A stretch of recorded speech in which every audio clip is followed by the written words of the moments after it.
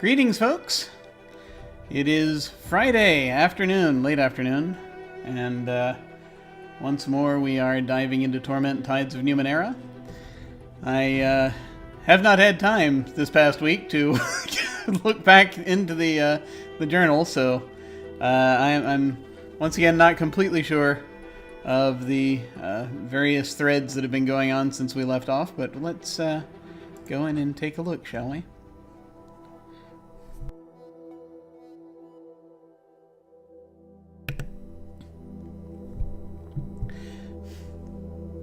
I kind of like that so far I've gotten through this much of the game without fighting anybody. I have a feeling that's not going to hold for the whole thing, but we'll see how it goes. Alright. So we're out here. There's the clock. It's working away nicely. And let's figure out what it is we want to do now. And where we are. And I'm sure I had a great idea at the end of the last episode when I was talking about, and I was talking about it too. I remember talking about it. I just can't remember what it was I was talking about. Let's look at the map. Okay, so we have Cliff's Edge down here, and then we have the underbelly. We have back to Government Square. There was, I think, yeah, there was a thing leading off from Government Square, Caravanserai, that I was curious about, because it is not turned up on anything else as of yet. So that's a thought. Also, I mean, we could come down here and do our plan here to the execution ground and do our plan. There's stuff we could conceivably get from Prata. It might help out over here. Not sure. I want to see what's in the direction of the Caravanserai, just so that I can figure that out, and then we'll leap around and see what we can do. So let's do that. All right. All right.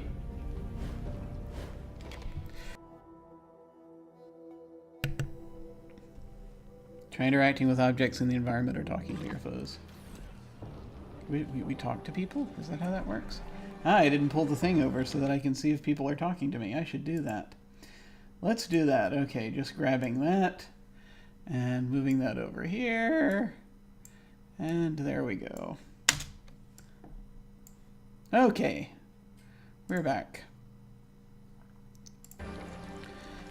Now. Fine. Okay, fine. Be that way.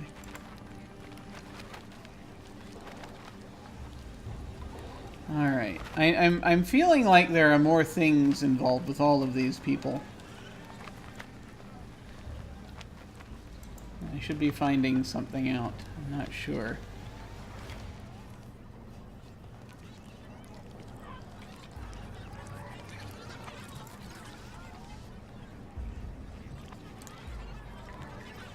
Yeah.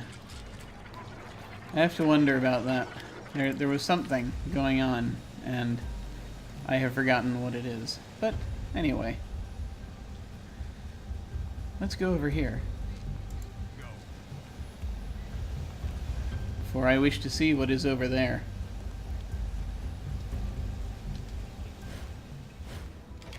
Silver tide represents admiration of power and seekers of fame. It is the tide of people who seek to influence the lives of others or who actively seek to be remembered. And now we have a spherical thing. Why not, indeed? Caravanserai. It's in the Codex now. There are levies here. There's a young man here. There's another young man, young woman. Silver Orphan. Welcome, visitor. This bridge crosses to Government Square. Silver Orphans, whatever those are. That sounds exciting. Envoy. Sailor. Sailor? Lost my lucky ring. You seen it? No. What does it look like? Looking for my lucky ring. Has 2 stones made of synth shiny metal.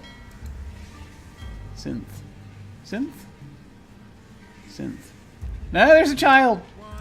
No, don't talk to the child. We'll wait. So there are things down here. This is a store of some... Tranquility! Tranquility! Someone is named Tranquility. We're shipping out to join the endless battle. Wish us luck, eh? Yeah, good luck. I hear that it doesn't stop.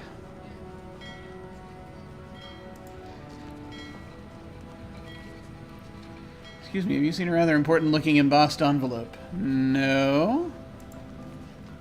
I lost my credentials there. They let me pass the checkpoints now. Really? What a fool I am. My paperwork was right here in my pocket. Oh dear, where's my money? Yeah, I have a feeling someone has, sighs heavily. Someone has relieved them of their things. On a journey as well, are you? No. Sort of a journey. Spiritual journey. I don't mind saying that it's an absolute treat. It's an amazing life. When you're an envoy from a city like Sagas, your hosts treat you like veritable royalty. My bags are always stuffed to bursting with free towels and fragrant soaps when I return. Are you quite sure those towels are free? Just asking. What kind of sweet they prepared this time? Oh, good lord. Changing God cultists. Okay, excellent. It's always nice to have admirers.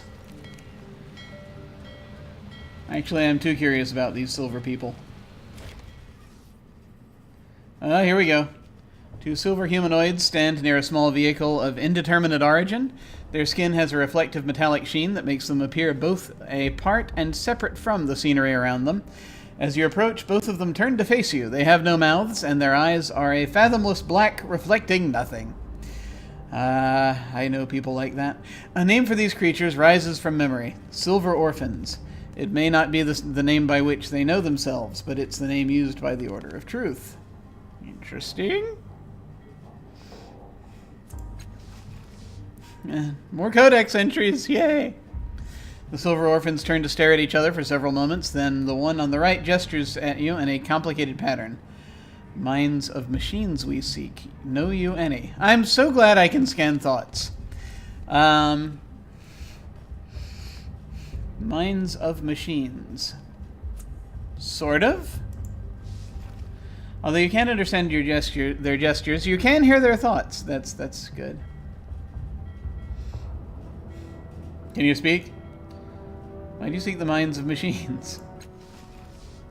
They stare at you impassively as though they can't hear you at all. The one on the left kneels, using a foreshortened finger to trace lines and circles in the dust at your feet. Ripples radiate from a point. First a square, then a human eye, then an unrecognizable mass of interconnected dots. The Silver Orphan looks up at you, awaiting your reply. Any minds of machines that we may find that which was lost? Yeah, sure.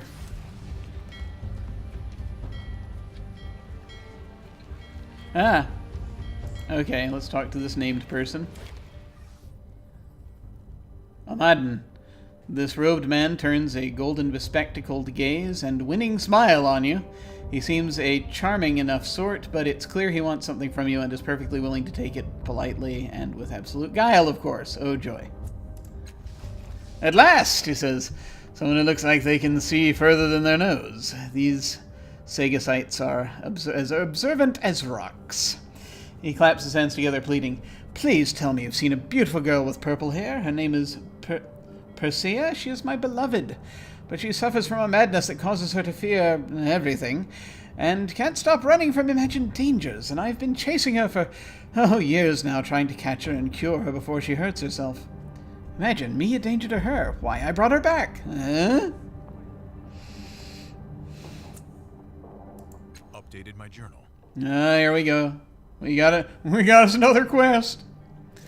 I recently tracked her here to Sagas Cliffs, but none of these blind fools can remember seeing her, even though I believe she's stayed here for a time. He grips your arm. Let me give you a description so you will know her. She is heartbreakingly beautiful and wears winged hair combs that float around her head, constantly changing the arrangement of her purple hair. Please, if you see her or hear word of her, return and tell me. My name is Omadon, and I can be most generous. Can you give me more details? How did you... I kind of want to know all these things. Let's see. As I said, she is hauntingly beautiful, with purple hair that floats around her head on winged combs. Her speech may... I mean, how much more detail do you need than that, really? Her speech may seem confused, so pay no mind to what she says. It is only her madness talking. Once she is returned to me, I will be able to cure her. What sort of things will she say when she's raving? I'll remember that. Almost anything, but one of her more persistent delusions is that I am her enemy. Nothing could be further from the truth. When she is in her right mind, she loves me as I love her, but then when her madness is upon her, his voice grows soft. It is more painful than truth can say. Truth being the language they're speaking. I would never hurt her. I must make her realize the truth. Simple, if I can find her. Oh, great. It's a stalker.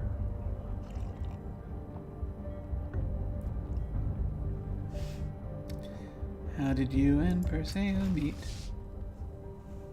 We are at the same grave in the Valley of Dead Heroes, a mutual friend, and in sharing stories of our love for that friend, we found that we were kindred spirits and decided we did not want to part when we left the valley. He smiles wistfully. Odd that a place of death could give birth to something so beautiful and undying. There is so much truth in that story. Details are irrelevant when there is love. Oh, God. Ah! Yeah, by we, he means him, right? Oh, God. No! Yeah. There was a time in my life when I was young and I did not understand. I came to understand. Let's put it that way. Alright. You just don't do stuff like this. You just don't. What caused Perseus to go mad? He frowns thoughtful. It is, I believe, some trauma associated with her birth or early life.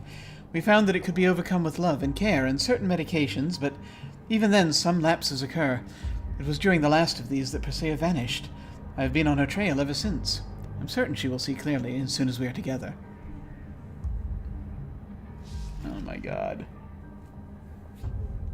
How do you hope to cure Perseus' madness? With love, mostly. Oh, joy. But also with certain ancient techniques I've learned in my years of study for the cooling and untwisting of fevered and knotted minds. Ah, yes! Clearly, that's exactly what you want to do. Just bend her will a bit, then that'll fix everything, won't it? Oh my God. I'm positive that once I'm able to isolate her from the corrupting distractions of the world, I will be able to restore her to her true self. Farewell. Oh, God. So much no. This is the quest now, isn't it? One true love. Man at the Caravanserai is looking for his lost love. Perseus says that she suffers from a madness that causes her to flee from imagined dangers, and he has been trying to catch up to her for years. Amadon tracked Perseus to Sagas Cliffs, and he asked me to help him look for her. Asked me to help him stalk her, look for her. Amadon is certain that Perseus stayed in Caravanserai for a time. He describes her as beautiful, with purple hair that floats around her head and on winged hair combs. According to Amadon, Perseus' madness causes her to believe that he is her enemy, not her lover.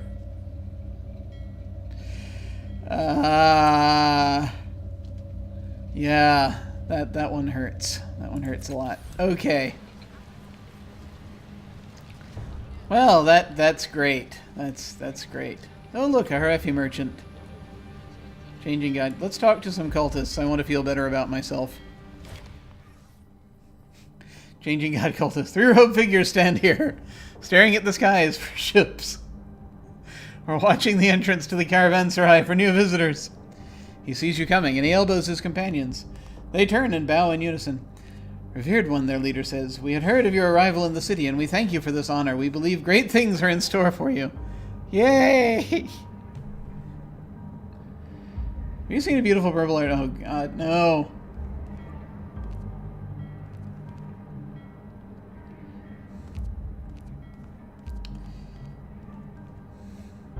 I'm looking for the Castoff Metkina. Revered one, I wish I could help. I do, but I have heard nothing of your sister for some time now. Okay. What are you doing here? We look for your creator, revered one, and the comings and goings of other cast-offs like you. Since this is a major travel hub, we have hoped, in vain, and it is generally true, to see your kind come through. And why, here you are! It is a delight to see you, he bows.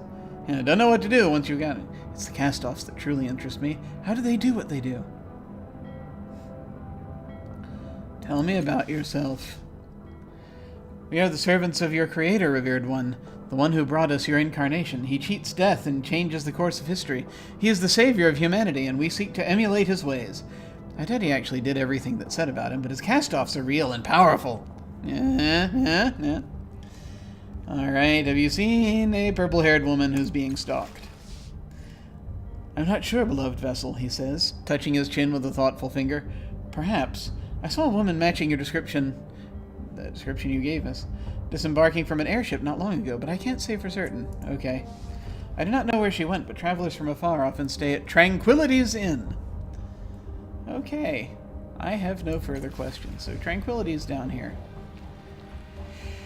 Yeah, let's look into that in a bit. Oh, there's stuff down here. Oh, there's a bar. We need to go to the bar very soon.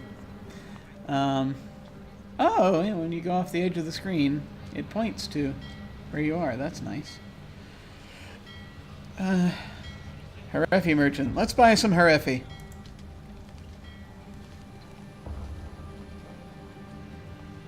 What are you looking at? I don't know. Don't mind my friend here. Being 10 minutes from home makes her grumpy and kicky. Trying to remember everything here so I can paint it later. Oh, okay. I saw a device once that captured images of things. I mean, literally, it left holes in the air. That's awesome. Have you ever been to Haref? You should. The food alone is worth the trip. Cool. Memavra guard. Oh, Memavra. Ah, yes. Isn't it lovely up here? It is lovely. Okay. Let me just see what else is around here. Packed bundles and sealed urns line the area, waiting to be taken into the city or loaded onto a ship. Urns! That's a nice box you have there. It'd be a shame if something happened to it. That's a secret entrance into a thing. The synth panel lies flush with the ground. You can see no way to pry it open. Okay. Okay. I have to look at that. The spherical pod is made of silvery metal interlaced with ribbons of energy. Okay. It's a pod. Where next, kids? I mean, I could go up here. What do we have? Hey! There's a thing over here. There's a Gibra merchant. Okay, sailors and stuff are up there. Let's save before we go too much further. In the empty slot, Caravanserai, new location, new slot.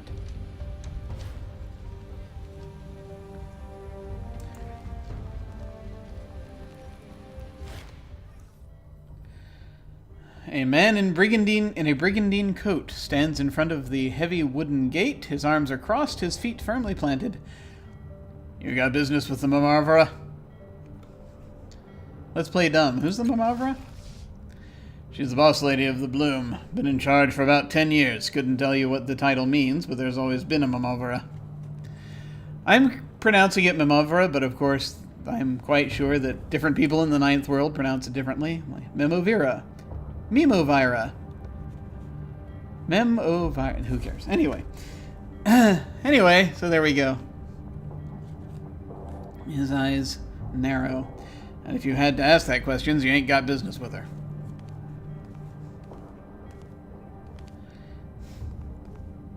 Tell me anything else? Nobody crosses her, not even the council. He waves a dismissive hand at the passers-by. All these poor plotters are scared of her, and that means they're scared of me too. Go work for the Memavra, son. That's what my dad told me.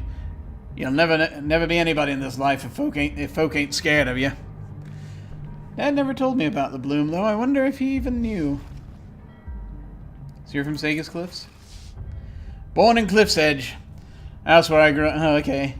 I'm receiving now more information about how to do this voice. As I'm looking over this dialogue. That's where I grew up. Fell into the sea a couple years back, thanks to the thanks to the sticker. May the Black Three bugger him with flaming picks, he spits. Joined up with him over and served 5 years in the Bloom. Gets in your head, the Bloom does. Whispers to you, tells you to do things, maybe. His eyes gleam. When the boss lady found out, she sent me out here. So wait a minute. When the house...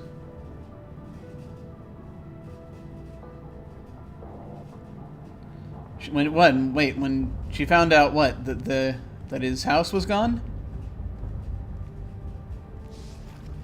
I don't know. Threw my might in them all. I still can't remember why. Yay. What's on the other side of the door? A road. It goes down the side of the cliff toward the Bloom. Nobody gets by unless the boss lady gives the word. Okay. What is the Bloom exactly? It's a monster. A stinking tumor the size of a city. Full of veins and cysts and sacs that folk can crawl around inside. Sometimes they lead to maws. His sunken eyes gleam as he speaks the word.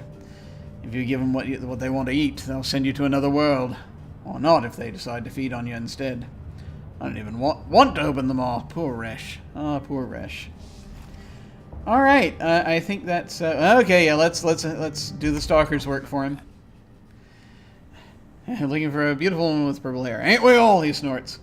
That lovesick carker keeps asking me about his girlfriend, and I keep telling him the same thing. I ain't seen no purple-haired ladies. Truth is, if she did pass through here, she probably stopped at the inn. So if you want to find Miss Purplehair, that's where I'd start. Okay. Farewell.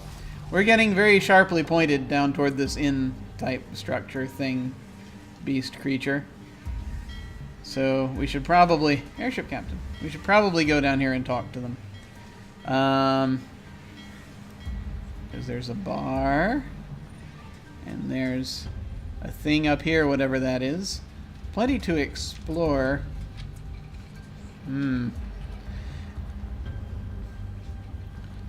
But we must decide, right? We want to wander around upstairs. I mean, I kind of like to wander around upstairs, but that is a ways away. Okay, let's go ahead and do this part. Let's go ahead and go down here.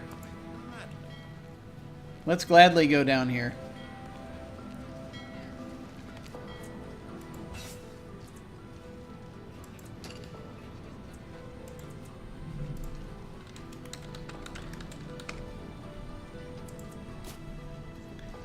Okay. Let's see. Tranquility! Sidebar.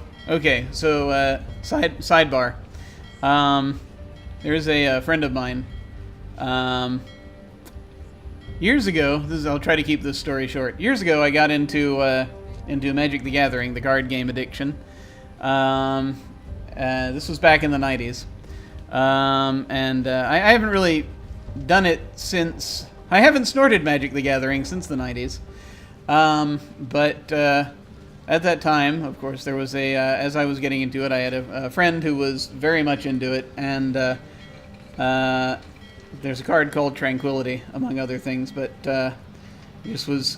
At one time, we got a bunch of cards, and he was laying them all out and saying their names, and you know, I can't even remember like various things, but he was saying things like Fireball, Shivan Dragon, Tranquility, and I'm just like, tranquil? That's like a very non-tranquil way to say tranquility. And so from that point on, for apparently decades, I have always felt the need to pronounce that, when I see that word, to say it, Tranquility, because that's, it's a thing. We all have our little things that happen to us. Anyway, let's go talk to Tranquility. This poor person with this name that I make fun of. A woman as tall and graceful as a willow steps forward to greet you. She bows, then looks down at you with warm, gold-flecked eyes. Welcome, she says, to Tranquility's Rest. I am the proprietress. Tranquility. See, I can't turn it off. I am the proprietress, Tranquility. Are you looking for a place to take your ease? As she speaks, a sense of delicious calm comes over you, and you find yourself wanting to agree with her. There is nothing you'd like better right now than the peace and solitude of a quiet room. Are you human? Nah.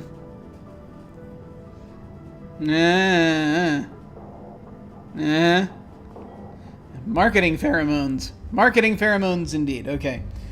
I'd like a place to sleep. Looking for a woman named Perseus. Tell me about Tranquility's Rest. She smiles. It is the most peaceful inn in Sagus Cliffs. The last inn you'll ever need. No. It might not be that kind of inn. With the most beautiful... But then again, it could be. This is a computer game. With the most beautiful views. All rooms face outward so that the bustle of the Caravanserai is invisible and inaudible.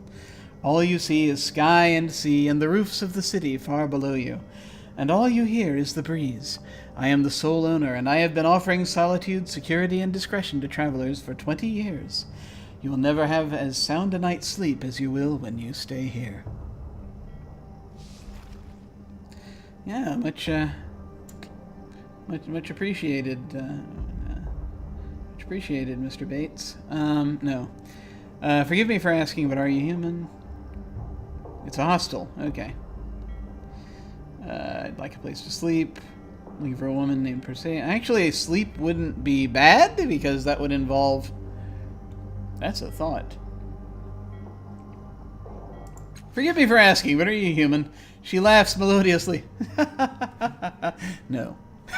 No need for apologies.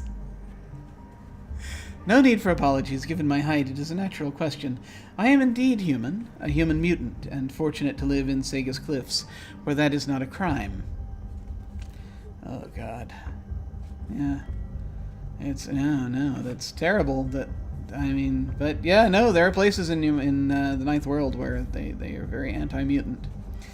There are very few places in this world where someone like me would even be allowed to clean a hostel, let alone own one. Okay. Cool. Looking for a woman named Perseus. Gives you a sad smile. Perhaps many people stay here, and this woman might have been among them, but I don't remember her. I'm sorry. After I bring them down to... After I drug them, bring them down to my collection and mount them on the wall, I just forget all about them. No. He's been talking to Amadon. Well, I won't reveal Perseus' secret.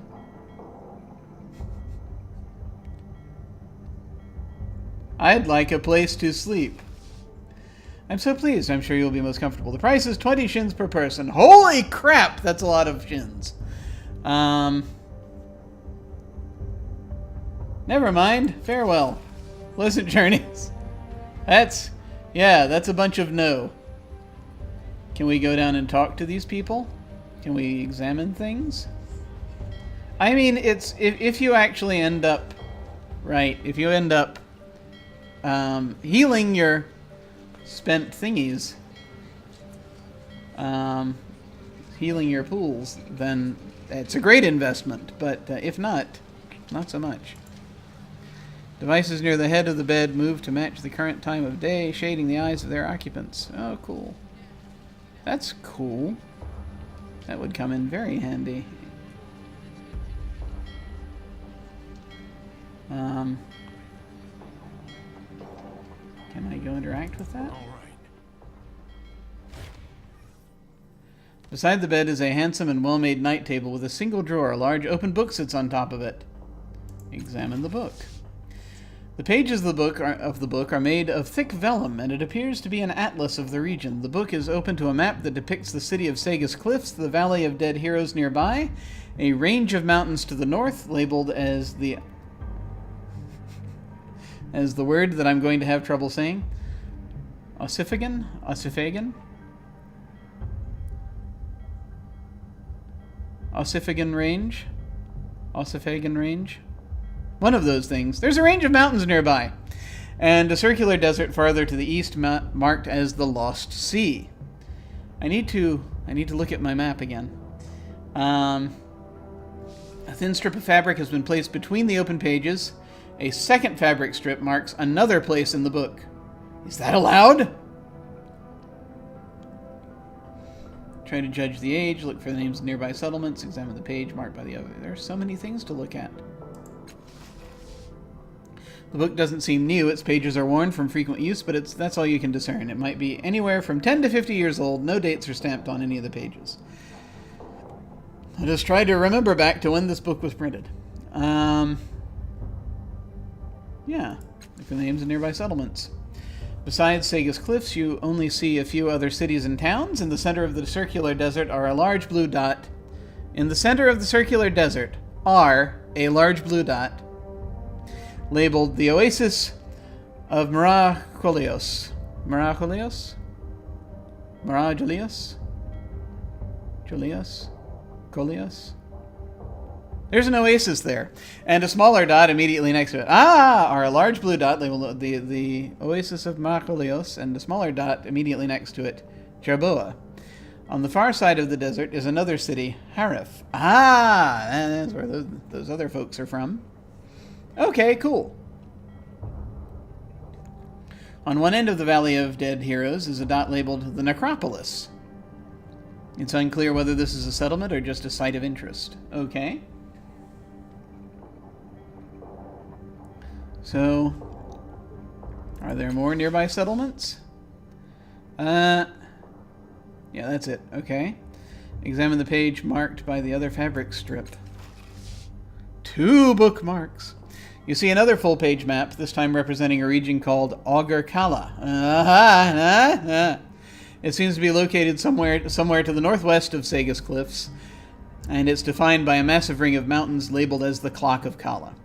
The mountain range is so perfectly round that it was almost certainly engineered by artificial means in the distant past. Several cities and towns dot the landscape, but the largest and most prominent is named Sada Emidu. Sada Emidu. After a few moments, you turn back to the map of the Sega's Cliffs region. One day I will finally read as far as I need to into the Numenera book to figure out about the Clock of Kala. Okay. Examine the page. Examine the night table instead. Let's do that. This table is finely made and has a single drawer. Try to open the drawer. The drawer appears to be locked, but you can hear something rattling around inside. The noise is faint but constant, as if the object were alive. Oh yes, let's release that. We can attempt to pick the lock. I don't know if any of us have enough... Well, that would be speed. Let's give it a shot. Okay, I've got a 30% chance. My speed right now is, what, at 4? I can give myself a 70% chance and put myself down to 2. Let's see what your base is. Your base is also 30%. And I could drain you completely of speed. Your base is 65%. Yeah. It's nice to have rogue people. I mean, how much of your stuff do I want to... Let's make this a sure thing. Drain the rogue. After a bit of effort, you hear a satisfying click and the drawer opens soundlessly. Updated my journal.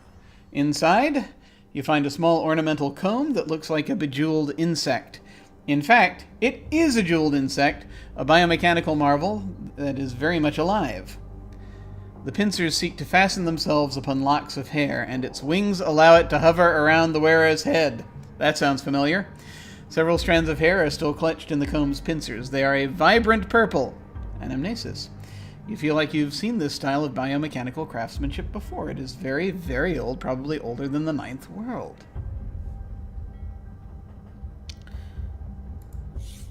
She stayed in this room, evidently, and was looking at at the surrounding area. This small ornamental comb is actually a living jeweled insect, a biomechanical marvel. The pincers seek to fasten themselves upon locks of hair, and its wings allow it to hover around the wearer's head, creating unique styles that would otherwise be impossible. Okay. So, the thought is either she's trying to head out somewhere, the thought is she's trying to head out somewhere. One way could be that she's, I mean, a couple of pages, right? So she might be trying to head to the Clock of Kala, which I guess is northwest. So that places Sagas Cliffs like to the east of the Beyond. I've got a book somewhere that is about the material in this game that's translated over for the RPG. I think there's a map in there that might give us more insight, but I shall not look at it yet because I do not wish to be spoiled. It's a jeweled insect, a biochemy of several strands of hair. Okay, good. 2 XP, yay XP.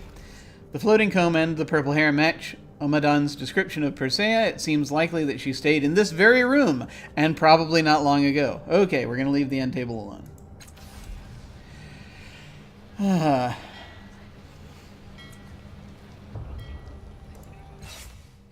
We now have an antique hair clip.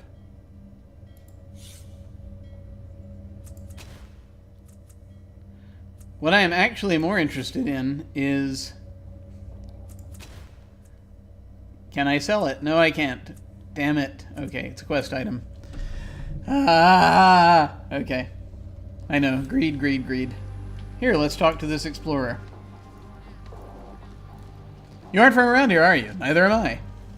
What a coincidence. I come from the sea kingdom of Gan in the Steadfast. Ah, yes, far to the west, if you don't know it. That's way to the west. Never was much in favor of the sea. Thought I'd go inland as far as I could, to see what I'd see. See?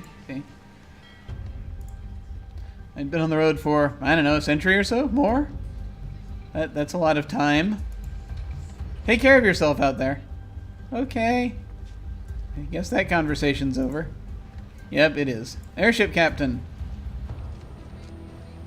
Oh, there. Nothing like the feeling of solid ground beneath your boots, eh? Nope, nothing like it. I depart before too long. Another month in the open sky. That's a long time. But, you know, not that long, actually. Not an easy life, air sailing. The clouds are hungry sometimes. Stay clear of the sailors on leave. Some of them get up to terrible, shameful things. Like conspiring with cloud monsters. Good day to you. Okay. Fair enough. Yeah. He said good day, sir. Let's go. All right. Don't mind if I do. So that gave us some info. What do we have in the way of shins right now, just so that I can remember? 135. So a recharge may be only 30 shins away.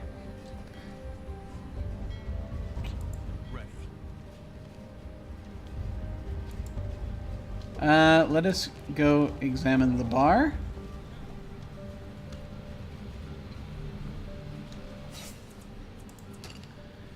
I'm going to save over this. Return. There we go. Come on. Come on. Down the stairs. You can do it. Ready. Sylph. Interesting. Oh, hovering tables. Nice. Explorer. Explorer. Sailor. Sailor. Barkeeper. Tarnak Hobbs. And a way down to some other place. Which the map tells us is Cliff's Edge. Okay, good to know. I mean, Cliff's Edge could be next on our little jaunt. However, we must continue exploring this map. It's not done yet. But first, let's talk to a sylph. That seems interesting. This pretty young woman stands unnaturally still. Suddenly, her large glassy eyes spring to life with a rattle and quickly lock with yours, before just as quickly snapping away. Her skin, as fair as porcelain, is cracked beneath several layers of dirt and faded makeup. And on the side of her neck, you see what appears to be a small tattoo of vertical lines with glyphs etched at the bottom. Is this who we're looking for? For a moment, familiarity overwhelms you, disappearing as a minute shudder runs down her arms.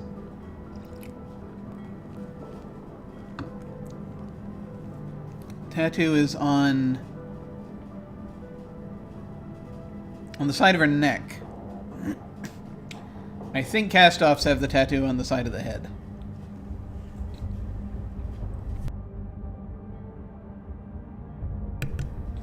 Right, let's find out what this is. Her gaze snaps back to your face, but not to your eyes. She's staring at your tattoo, jerkily. Her hand rises to touch her own. Well, there we go. Well met, I'm called Sylph. You note the slight pause before she pronounces her name. Her voice has a purring quality, under which you can hear the spinning of countless gears. She coughs just once, and a small greenish cloud emerges from between her lips. How did you come by that mark? It's him, or is... She has a mind I can read. Okay, so I can try to remember the usual way. I'm a Castoff. I'm the changing god. I don't know. Oh, it's both the truth and a lie. Nice. What's it to you? Let's try to remember. Ah! You hear an echo of yourself, and see in front of you a strange old man, gnarled by time and rabid with expectation. On his neck, weathered and sagging, you see the same series of vertical lines etched into his skin, a faded map to a time or a place that no longer exists. Okay. An inadmissible period of time has elapsed without an answer. Conclusion. I will rephrase the question, she says as the memory fades. How did you come to have those marks upon your skin? The usual way.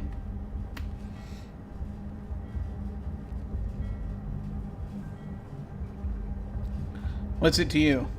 I think I'm going to ask what it is to that. Yeah, let's play this carefully. Red tide. Aggression noted, she says without any indication of offense. A different approach will be initiated. Okay, maybe we are fighting. She regards you, head tilting to the side with a series of small ratcheting noises. You have the absurd impression the motion is meant to be flirtatious. I hope you will answer another question for me. I have a riddle that it may please you to answer. Oh my god, she says, brushing her hair coquettishly back from her bare shoulders. It is very old. She pauses a moment, then recites from memory. What comes in with breath and out with a word transmutes upon death but can't be conferred. The words sound vaguely familiar, resonating in your mind even after she's stopped speaking. Old? Ah, it's what you've done for centuries. You told me. Okay. Very old. So apparently this is a riddle the changing god told her. What comes in with breath and out with a word transmutes upon death, but can't be conferred. Well, air is kind of in that, but yeah, okay. Let's see. Try to remember where you've heard the riddle before. Life, glory, consciousness, love, nothing, I don't know. So, it could... Thank you for making this multiple choice. Life, glory, consciousness, or love. I want to try to figure this out because I'm one of those people. Comes in with a breath and out with a word.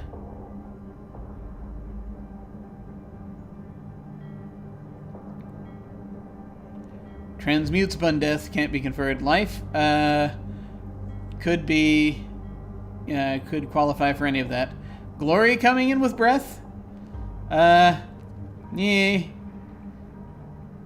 Consciousness comes in with breath, and yeah, kind of. Consciousness is a word.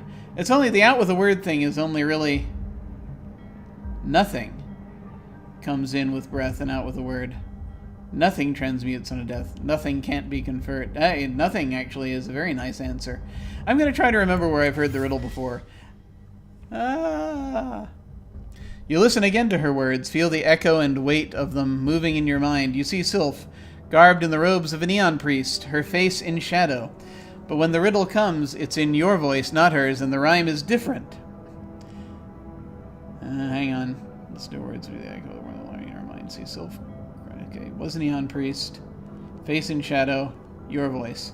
It arrives with first breath and leaves with each word transfigured by death unless it's conferred. Okay. that gives us more details to work with. First breath, each word, transfigure. Why does she not remember the exact wording? She's trying to determine if you are who she thinks you are. It's interesting. Arrives with first breath, leaves with each word, transfigured by death unless it's conferred. Transfigured by death. In your mind, Sylph replies in a deeper melodious tone, consciousness. It isn't until you surface from the memory to find Sylph staring at you and then you realize you spoke the word aloud. Go!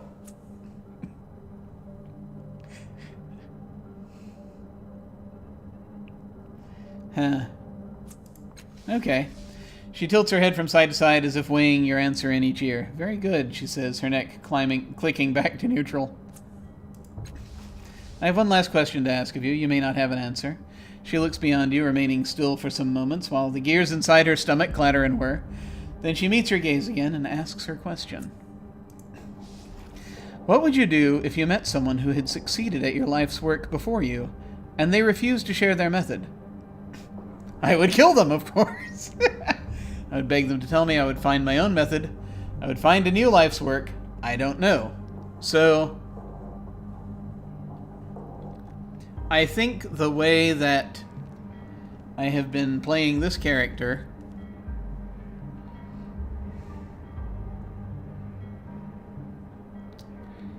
I think this character is stubborn enough that they would try to find their own method. Also, coincidentally, that's probably the answer that I would give. Because it's my life's work, for goodness sake. Find a new life's work. Yeah, find my own method. Blue tide, yep, there we go. Back to form. That would doubtless be difficult, the darkness behind her eyes whirs with glints of metal. As her pupils dilate fully, they snap back to normal, and she bows slightly. I wish you luck in your endeavor. I have no more questions for you. Try to remember where you've seen Sylph before. Examine Sylph more closely to determine her origin. Who are you? I mean, I picked up machine lore for this reason. But then also, I mean, if the memory is there, I'm going to go for the memory. Or not. How much effort do I want to put into this?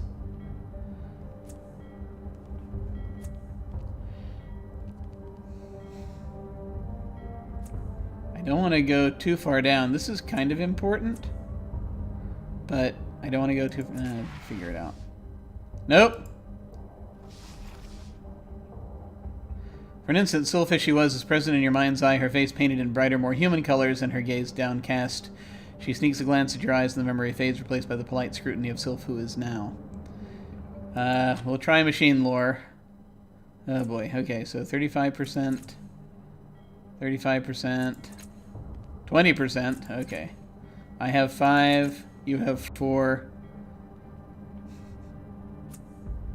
and give you 3. I could give you 2. Yes, spend all of your thought on my endeavor. Nope. Who are you? I am Sylph, she states simply, inclining her head toward you with an audible click. I am at your service. But apparently not, because I've got to try to remember things. I've got all these things with retry costs, and I may have to come back to them after I have regained intellect. Which apparently is going to cost me 30 shins. Alright. Or a restore. Good day, human. Good day, human. We are somewhat busy at the moment. Okay. Why am I suddenly deciding... Kraskow, my companion here, believes our next sojourn should take us into the bloom.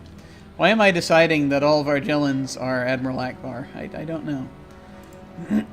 An expedition to a heavily settled city somewhat defeats the purpose of exploring, but Kraskow is adamant. My companion has doubtless found a lover in the bloom and wishes to explore them. Ha! Kraskow is exhausting. Entertaining, but exhausting. Understandable.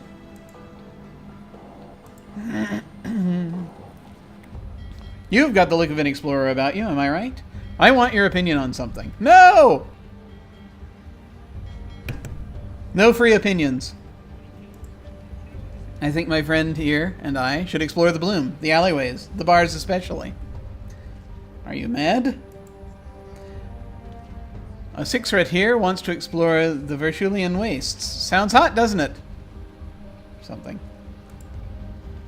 I'd rather discover an exciting new cocktail than a dozen pointy rocks, wouldn't you? Oh, see, is it your turn to pay or mine?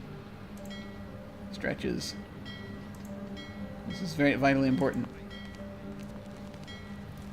Ah, don't look at me so loud.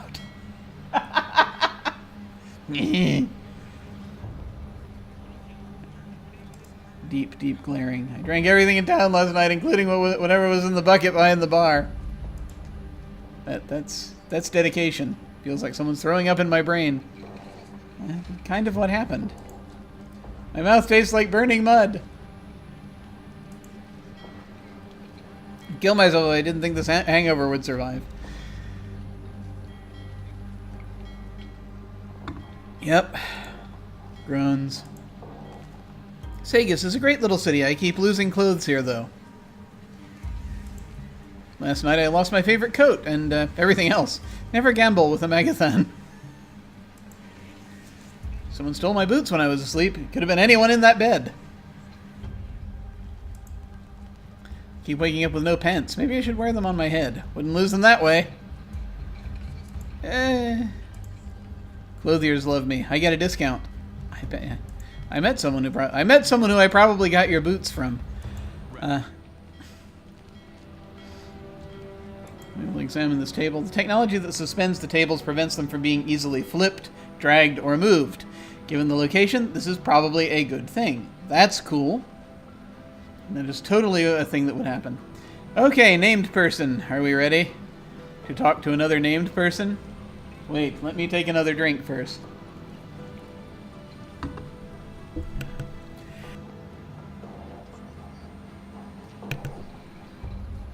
Okay, here we go. Tarnak Hobbs. Tarnak Hobbs. The man's brow is creased with worry. He avoids your gaze, his eyes fixed on a point to your left and far away. His trembling, battered fingers pluck at the air. He stares through the chattering customers, the bar, as though he is utterly alone. Stepping closer, you see a thick blue crease running down his throat into the depths of his heavy robes, and orderly rows of azure holes pierce his ebony arms, his bony arms. Bony arms? I added an E. Pierce his bony arms from elbow to wrist. Discord, he says as you approach. Scarred melody. Too many voices. Hurts.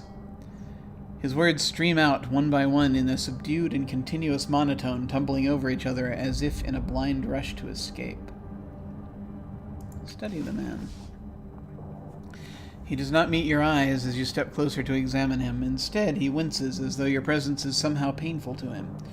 You watch him move and track the twitching of his fingertips. You hear a low, vibrating whistle, though it is not coming from his mouth. Wait a minute. Scarred memory. Ah, this is someone else we can help out with the memory thingies. You watch him move and track the twitching of his fingertips. You hear a low, vibrating whistle, not coming from his mouth. What are you doing here?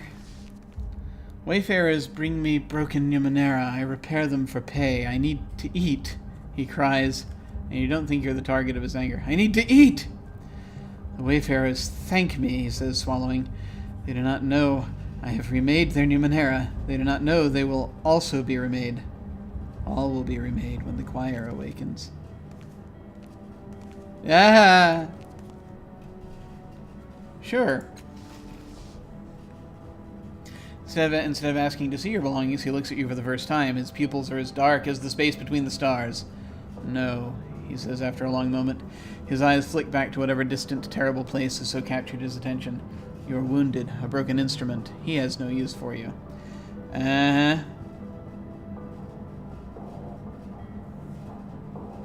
What are you staring at? The grand hall, the spiral pinned by broken columns, the invisible roof. He stops with a gasp, and a tear rolls down his dirty cheek. He tells me not to share our secrets with you. You are not of the choir.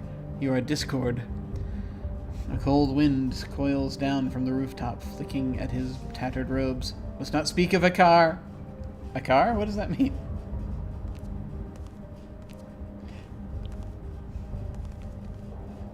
Didn't even look at my belongings. No, you are worthy but broken. This time he doesn't look at you. Shall I freak him out? Yes, let's freak him out. A car? What does that mean? You may as well have slapped the man. White with shock, he doubles over, clutching at his chest. Beneath the man's agony, you sense otherworldly indignation and ageless despair, deep as oceans. Great Akar was once the mightiest of cities, and it will rise once more when the choir awakens. His gaze meets yours. The conductor will reward your curiosity, and allow me to tell you what I have seen. You need only ask. Ah, there we go. I wish to know what you have seen. Before my becoming, I found a pit ringed by stone deep in the Arvrin wood. Broken pillars at the edges. I stepped inside, breathed the dusty air. He pauses, passing a shaking hand over his mouth. I was lost in the Grand Hall for days, decades. Pillars twisting like hallways, spiraling. The ringing of bells, whirling chandeliers, listening to the song of the lost choir. I was an audience becoming an instrument. Finally I slept, and I woke here upon the heights. Pillars twisting like hallways, eh? He took my voice, the man says, his eyes dull and distant. But my blood sings. I am becoming. I dream. And I remake Numenera for wayfarers, so they will become and dream as well. And together we will go into the forest, to the ring where the Grand Hall once stood, and rebuild. Okay. Ah, XP! He falls... I am growing right here! By talking to lots of people. He falls silent, eyes wide and wet, as if dreaming of the city that lives in his mind. Interesting. Tell me your story again. Tell me again. What do you think you're becoming? An instrument, he says, swaying. A doorway.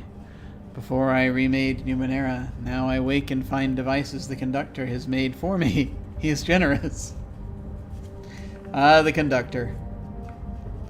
So, this is the reason I'm mildly amused by that is for quite a long time, as long as I knew him, up until, the last decade or so, my father's job was a conductor, an opera conductor.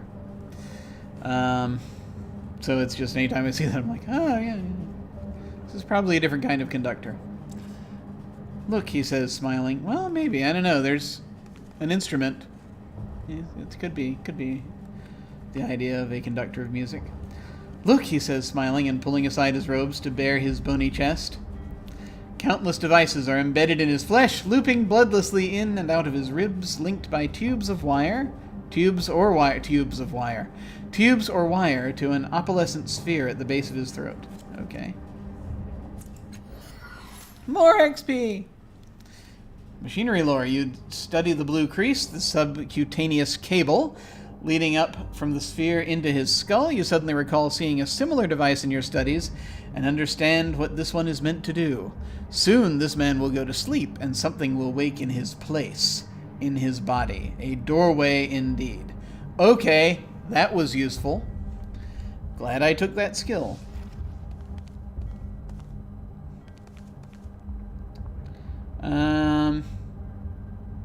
That's not unlike someone else we know. You said that you dream. What of? Proud Akar at its peak, he says, gaze locked on the distant ruins of the city. Instruments of metal and flesh ringing the balconies of the Grand Hall. The conductor, our heir. Breathing him in forever. It's weird because...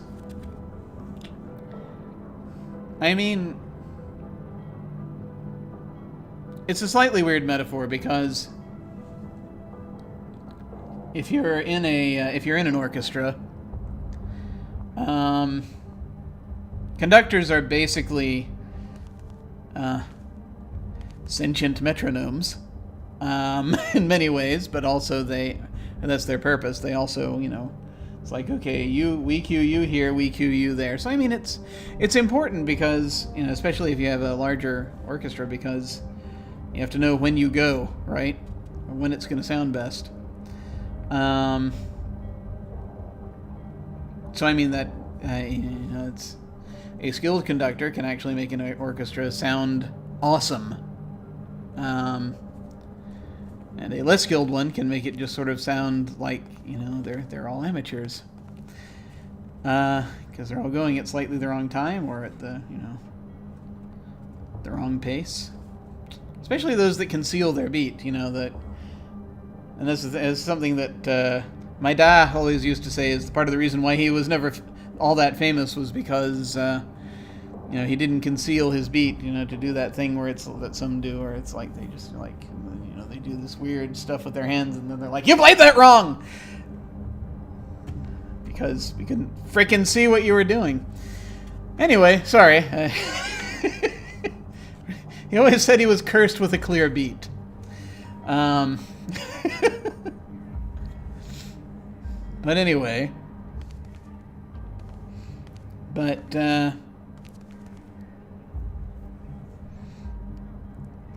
yeah. I'm just saying that, you know, you look to the conductor to figure out when you do what you do for your cues, which is vital, but at the same time, you still have to do your own thing. That's the point of being there. You have to do what you are supposed to do. You wouldn't be there if the way that you do it didn't coincide with the way that they want it, is all I'm saying. Okay, anyway. Alright, enough of that. Let's not pick this apart. But I mean, yeah, I mean, I always see how that, you know, there's this sort of almost mythological thing in society where the idea of a conductor is in some ways worshipped more than the, you know, the actual thing, you know, or worshipped more, is kind of worshipped, and rather than when the actual thing is not, it's not quite as godlike as I think people think. Anyway, important, but not godlike. Right, let's see. Your story, what are you becoming? Tell me again what you dream of. I am going to go back to this one, because maybe now that he's had the realization that, you know, he's gotten the okay, maybe he can remake my stuff. No, you are worthy, but broken. Okay. Well, there we go. Still broken. Story of my life. Let's go. Now, that leads to Cliff's Edge, as I recall. Not ready to leave the screen just yet, because there's more to explore. On it. So we're going to head up there. There we go. Wait, no we're not. We hadn't talked to the bartender yet. My God, man, why did you not talk to the barkeeper? Talk to the barkeeper, sir. It's like the NPC is supposed to know everything, usually. Apparently, seen you before, haven't I? Locals don't usually drink here. Most of my customers are half-mad sailors, frustrated traders, and lost tourists. Seen you before, but it was like 10 years ago, probably, right? Men see things working here, things they shouldn't. One time a customer bought a bottle and swallowed it whole, cork and all. Yep, that's, yeah. Sometimes you shouldn't see these things. Seen two scaled men fight to the death over a pair of pants. What's all this with pairs of pants, you know? One of our bottles screams every time you open it. I always forget which one.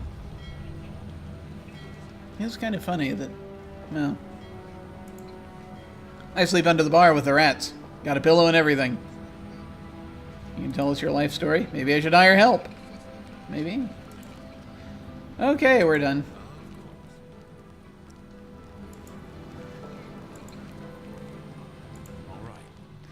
So part of me wants to just keep going until at a certain point, you know, we're down to a certain amount, and then you have a plus. Is Allegarn ready to advance? Allegarn's ready to advance.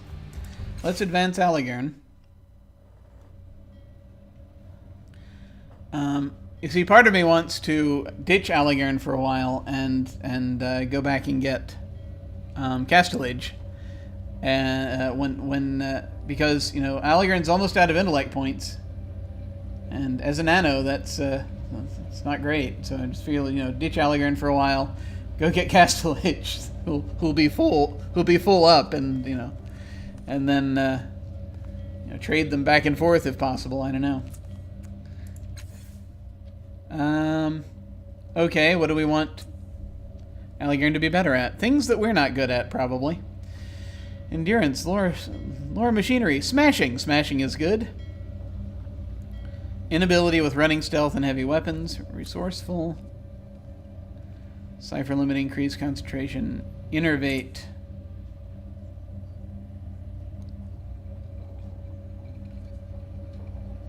Heals 6 points of health? Why haven't we been using this?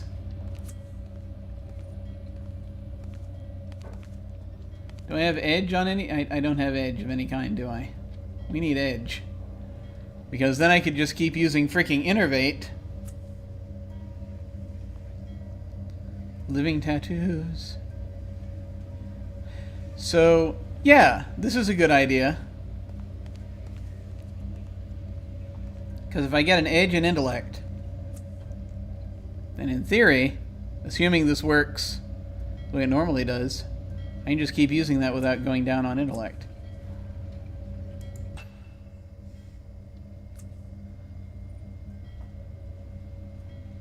Ah. I can only increase an edge and improve a skill. Let's increase edge. For intellect tasks. Let's do this thing. Alright. Now we can try this out. Is it an endless health scheme? I certainly hope so. Otherwise, we're going to be left with one intellect. So. Oh, I see. No, still tier 1 because you got to do 4 advancements first. Hang on.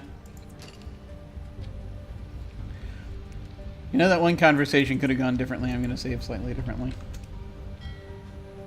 I'm going to explore the upper tier in a moment. I want to try something out. What? Okay, yeah, no. I've got something I want you to do.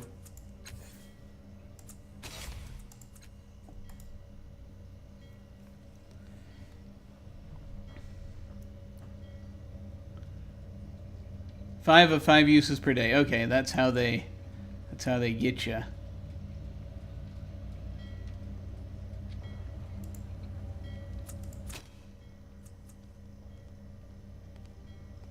Is there a way to activate said ability without...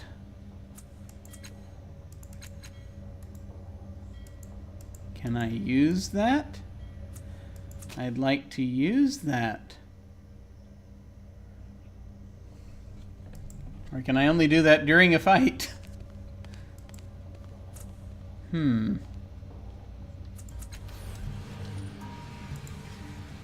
to know what was in that note I picked up from Orth? Oh, yeah? He's gone. Took the device I had him working on and left without saying where he was going. Okay. He told me I should take special care with my tattoos. Didn't say what he meant, though. Not sure if he meant I should make them stronger, or if it was because of how I got them, or... Alright.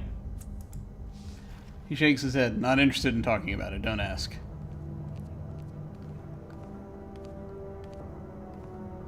If you want to improve them, I'll help. Yeah, I think this is a good time to offer that.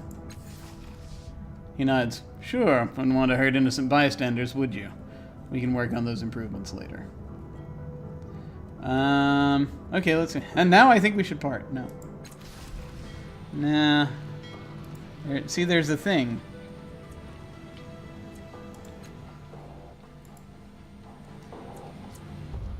Character abilities. Here we go. So I could click on that and then click on me, probably. I'm not going to do it yet. Because we're not completely...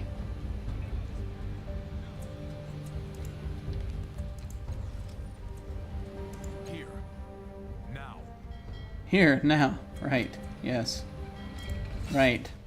No, because what I'm curious about is... I won't be leveling up again soon. I am 5 out of 10.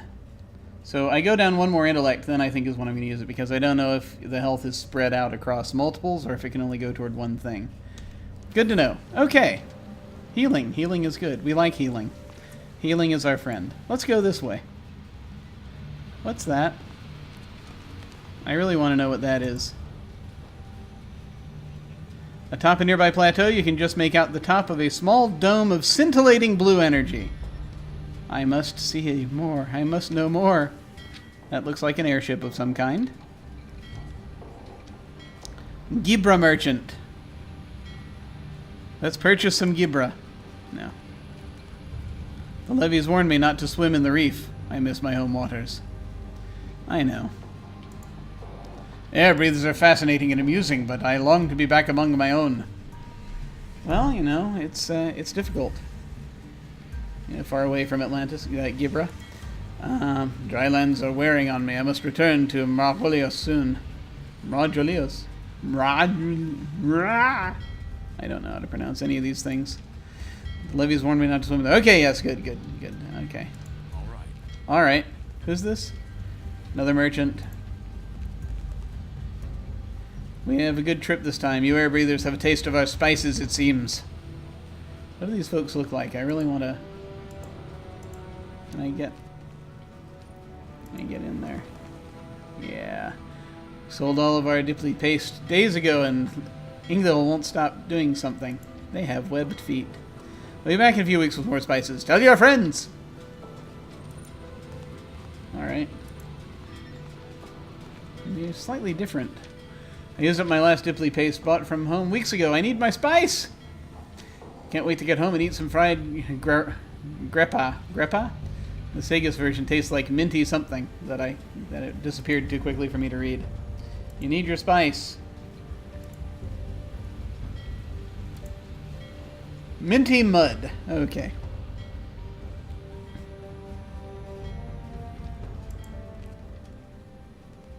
This dome is fascinating. I must know more about this dome. Tell me about the dome! Okay. Of course. Ooh. What's this now?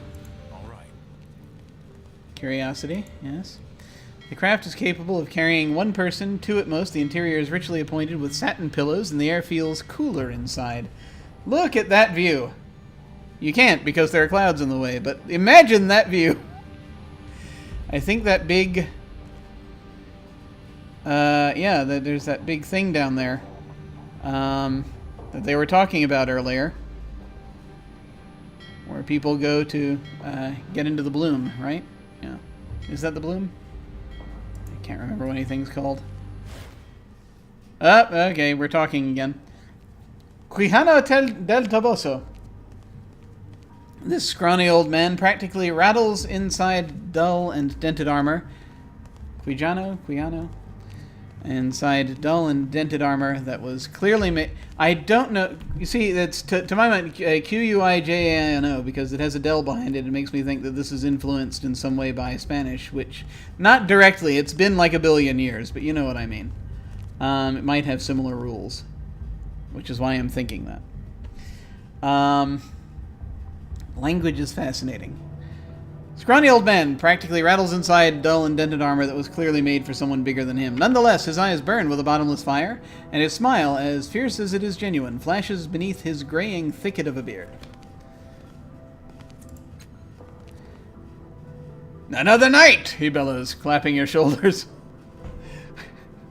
Another night! It's Brian Blessed. Clapping your shoulders with his gauntleted hands. You barely keep your feet. The man is stronger than he looks. Another hero in search of great adventure. You stand before the wandering knight Quijano del Toboso. What brings you to the summit of Mount Ithiador? Scan thoughts.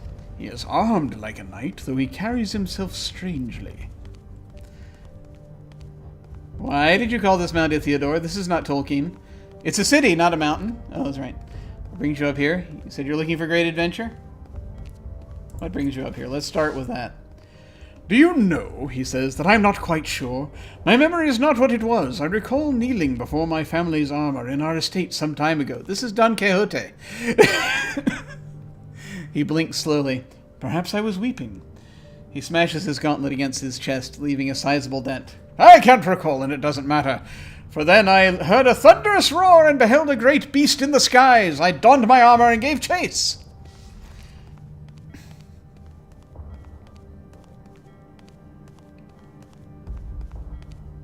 What kind of beast was it? It defied description, he declares, and so I shall describe it to defy impossibility itself. I love this guy. 13 legs, 6 jaws, 1,000 eyes aglitter with malice and flame, scales the color of clouds. No, he must go on. The horrible beast leered down at me, promising destruction. I promised it death, and it fled across the sky. I followed, darting between the trees. He pauses, frowning. And I don't recall much after that. I remember walking, having various adventures along the way, of course, but I cannot quite recall why I came here. Ah, he says, raising a finger. Of course! I must have had the frankly brilliant notion of scaling this lonely mountain to better spot the beast from afar. He shakes his head, his wispy beard waggling. Alas, I've seen nothing so far.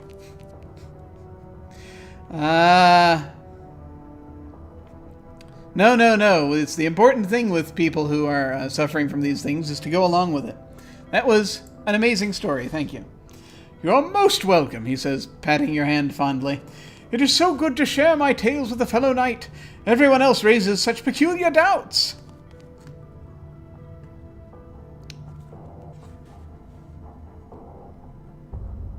I'm wondering if I should... No,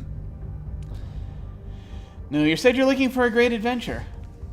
Yes, but I feel I must speak plainly, he says, plucking at his beard. Too many people have mistaken me for a common mercenary. He straightens. I am not interested in entangling myself in local quarrels. I will not hunt a beast that cannot hunt me in return. And if I am to fight, it must be against a foe of such wickedness that the stars themselves would wink out rather than shine upon a world that could harbor such malevolent creatures. Actually, I can't think of any enemies worthy of you.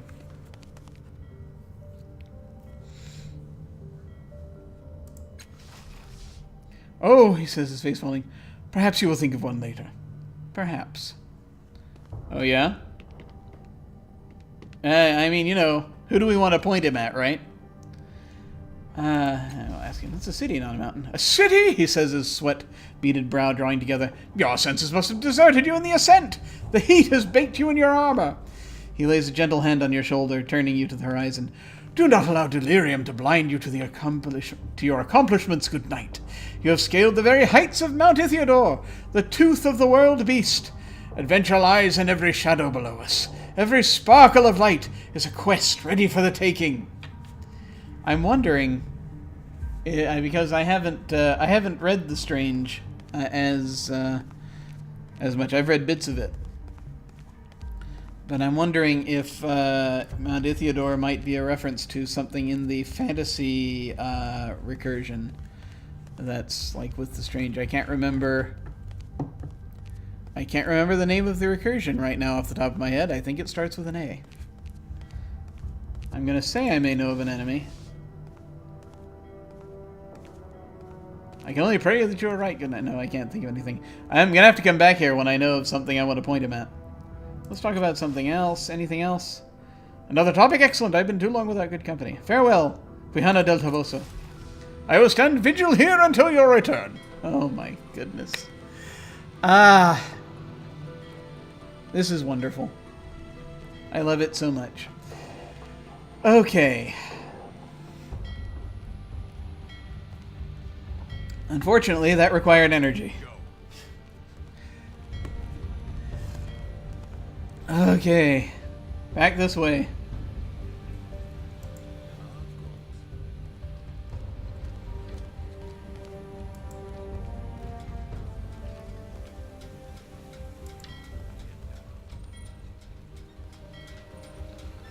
Let us corner this laborer.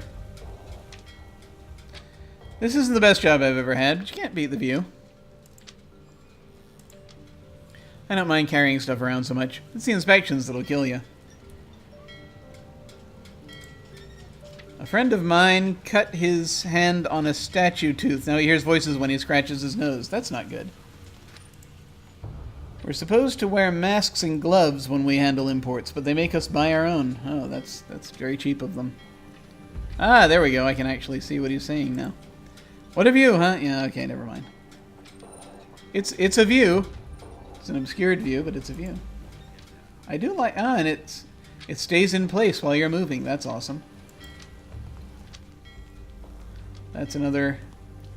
It's a thing with wings upon it.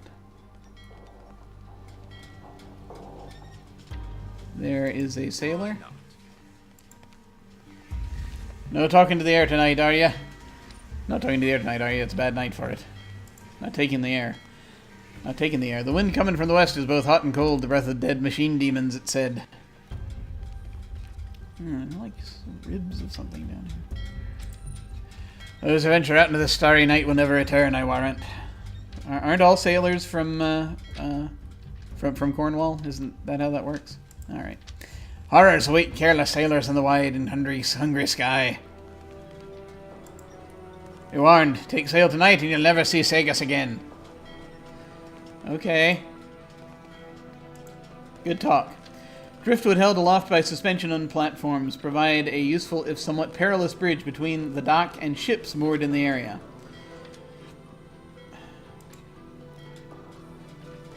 Yeah. Go.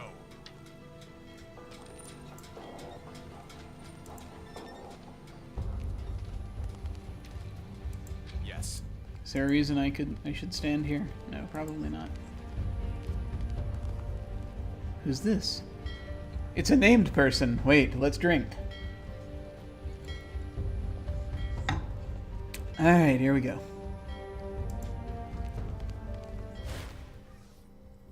Master Renio. This airship master is keeping a nervous eye on his vessel. He is a short and wiry man dressed in travel-stained but well-kept clothing. He is chewing on his impeccably groomed mustache in frustration. As you approach, he turns away from his vessel. Welcome to Master Renio's aerophile adventures. I'm afraid I will not be departing any time soon. Not since the theft. He says, not since the theft. He says the word carefully, as if holding it at bay. I've always taken pains to see the best in people, he confides, swallowing hard. That was before that runty, glowing, straw-haired idiot stole the coronet. My prized airship. He shakes his head, genuinely distraught. Until that thief is caught, my ship remains in dock, safely shuttered and chained. Can you tell me how your ship was stolen? Of course, he says, looking grateful that you've taken an interest in his plight. The vagrant asked to borrow my airship first, if you can believe that. I refused, of course, and as politely as possible. He shakes his head slowly, sorrow stealing into his face. Sorrow! Probably not with a capital S.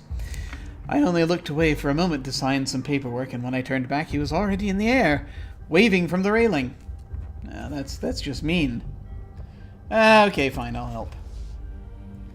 Gold tide. That would be a great relief, he says, sighing. If you do stumble over him, bring him to me. I want to look the thief in the eyes and ask why he did this to me. I'll remember that. Okay, apparently I'll remember that. In the meantime, what can Master Renio's aerophile adventures do for you? Yeah, what did they look like? I can't... Shorter fellow, blonde hair, thin build. Okay. Also glowing. Alright, that probably will help. Should have known what he was planning. Oh, I've seen his type before. Reckless. Thrill seekers. I've never understood them. Tell me about yourself. Because I want nothing more than to scale every dialogue tree up to every branch. Up to the end of every branch. I am the proprietor of this business and a ship's captain. In happier times, I ran a fleet of vessels to various ports of call. He shrugs. These are not happier times, and my fleet has been reduced. Now I have but a single vessel. He shrugs. He does a lot of shrugging. His shoulders must be so very tired. Such is life. You build for your family, and the vicissitudes of fate drive your plans into the rocks. But my struggling enterprise is the least of the gifts I hope to bequeath to my heirs. I try to teach them dedication, endurance, fairness in all dealings. Oh, you poor man. He shoves his hands into his pockets. What good would it do them to see me take unfair advantage? I'd rather be ruined than teach them that falsity is the route to success. Well, good for you. He laughs softly. My apologies. This has been much on my mind of late. You did not ask about my philosophy. No, but it's good. That'll give us a better idea of how to exploit you. I mean, help you. Where do you travel? Once I flew as far as Augur-Kala, soaring, good lord, I can't read. Soaring above Arvran Wood and the unmeasured depths of Ornu Lake, above the lava fields of Ossifagan, okay, and the plains beyond. I flew south over the ruins of the Tabat homelands and east to the oasis of Mraholios. He gestures at his single vessel. Now I fly solely to the Valley of Dead Heroes, conveying mourners and memorialists to the unchanging tombs. Okay. Things will turn around one day, I'm sure. In the meantime, we have honest work and food to eat. Making a note. Apparently we're making a note. Of course, I'm not flying anywhere at the moment, not while the thief who stole my other airship walks free. So if we want to go to that valley, we shall need to find this thief. Tell me about Caravanserai. The Caravanserai. Steeped in history, my friend, and you've come to the right man to ask about it. Ahem! He adjusts his clothes and stands taller. This was once a staging ground against our foes, the Tabat.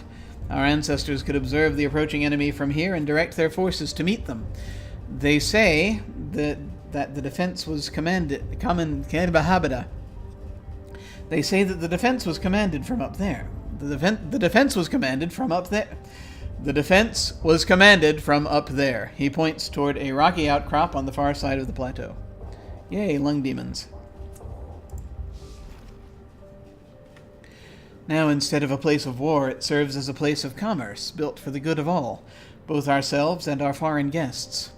Sagus Cliffs sits atop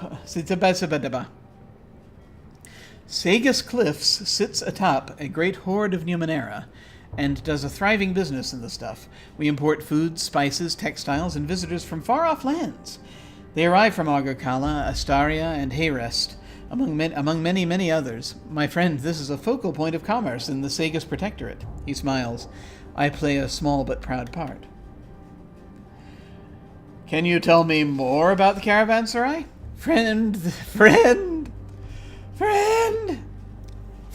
is the best place in the city if you're a merchant. You can look out over Garavia Sound and Garavia Sound and see the ships roll in. Over there, the Bloom. You can watch the ebb and flow of commerce, hear the clinking of shins, and you know that the world is functioning as it should, for the benefit of us all. Happy in their work. Is there more? No.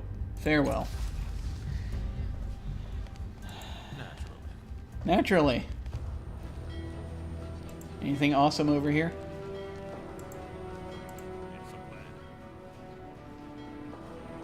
Just the view, which we can't really see terribly well, but you know, there it is. Okay. I believe we picked up a quest.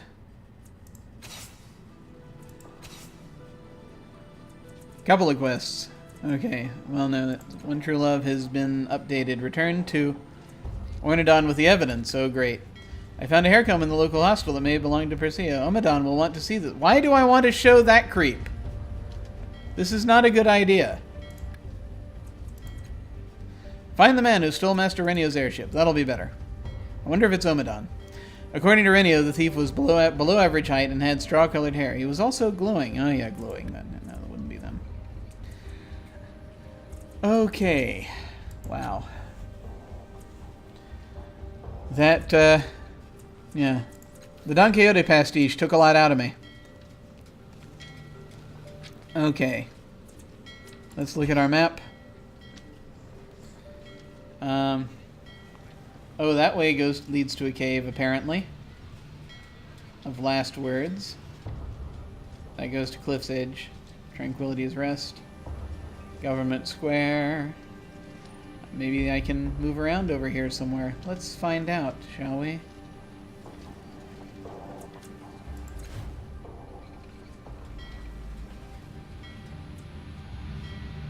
I don't know how to get down there.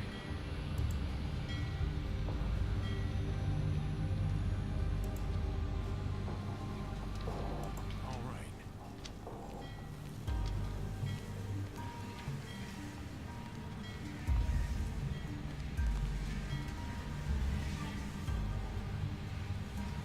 Oh, I see. Now you gotta go through... I have no idea what I'm doing. Gotta go through this door. I think that's the key here.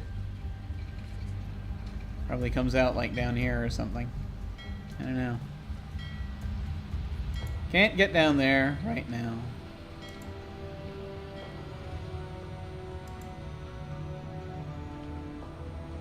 Can we? No, we can't.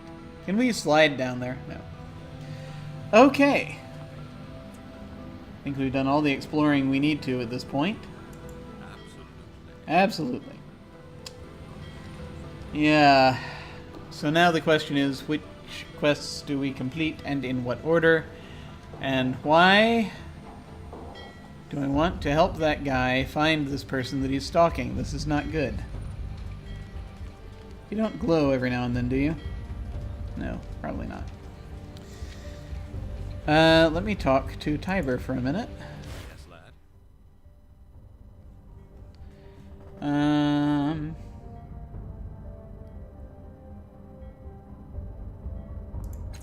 Never mind. Okay. Okay. It is time to start knocking out some of these quests, I think, unless...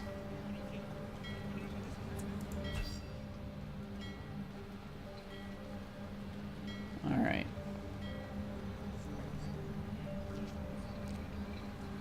And I think we said we were doing Cliff's Edge first, because we're delaying the rogue leaving our company because it could prove useful. Because there are certain things that he's better at. Mostly involving people and tricky things. Okay, and I mean we also could do something to get hold. I think at some point we were supposed to have that kid travel with us. That kid might be good at some stuff too. There's a kid over in the next screen. Decisions. Alright. Look through our quests real quick, figure out what we kind of want to do here. Looking for Matkina. Wait, did we get more answers? Casmina Mimian described Matkina as pale-skinned, very, very dangerous. Known in the city as White Death. Underbelly. Okay, Underbelly is where we're going to end up at some point. Rhin, the slave girls hiding in Cliff's Edge. Books of Philinda. No, I mean, I looked at all these earlier. One True Love. Don't want to do that. Stay of Execution. So we did these things. We could try to rally the spectators.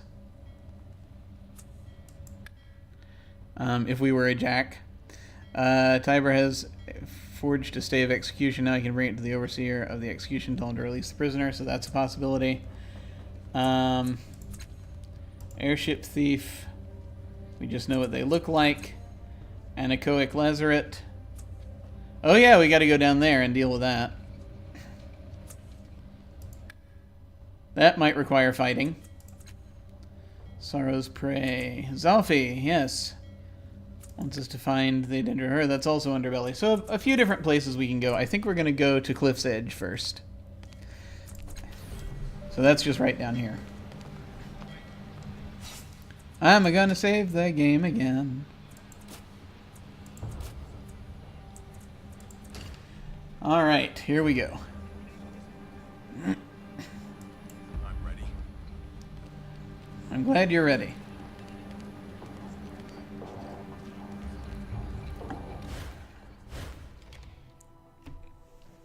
Edge in each stat pool acts like a discount when using points from that pool.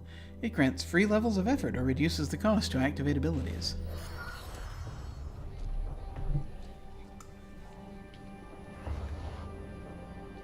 Cliff's Edge, here we go.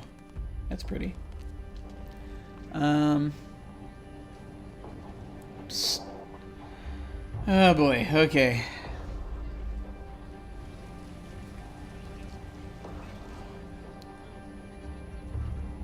There's another generator.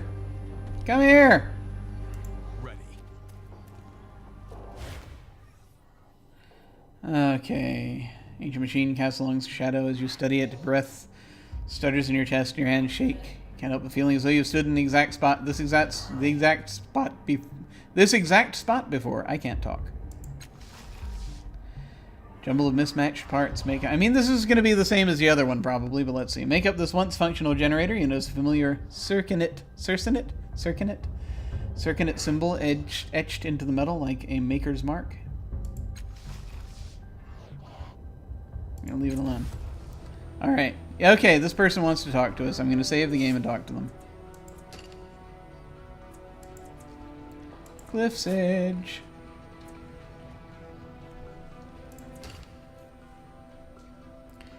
Alright, person. Come here. Okay, fine. What do you want? Finzen. Everything about this slender young man says thug, from his scar-slashed eyebrows to the calloused hand hovering over his hip, where a dagger would hang, but he doesn't have one. Instead, flour cakes his hands, and a single apron string hangs from his pocket. He is, apparently, a baker. Baker thug. Stand still, you shine, he says and peers over your shoulder. You follow his gaze to an armored soldier who is loitering in the public square. That levy's been following me for days. Can't even stop for a piss without checking to side to side. What's a levy? We know what levies are! Okay.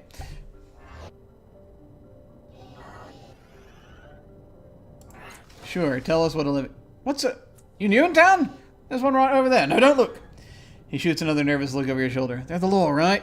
You must have seen them, always smiling. Even if they're snapping the chains on. He swallows. But no, not this one, no. He follows me around from dawn to dark, staring at me, trying to trap me in alleys. I ain't done nothing wrong. I ain't done anything wrong. I'm giving him worse grammar than he has. And it's worse than that, he says, wringing his hands. That's my levy. Oh, great.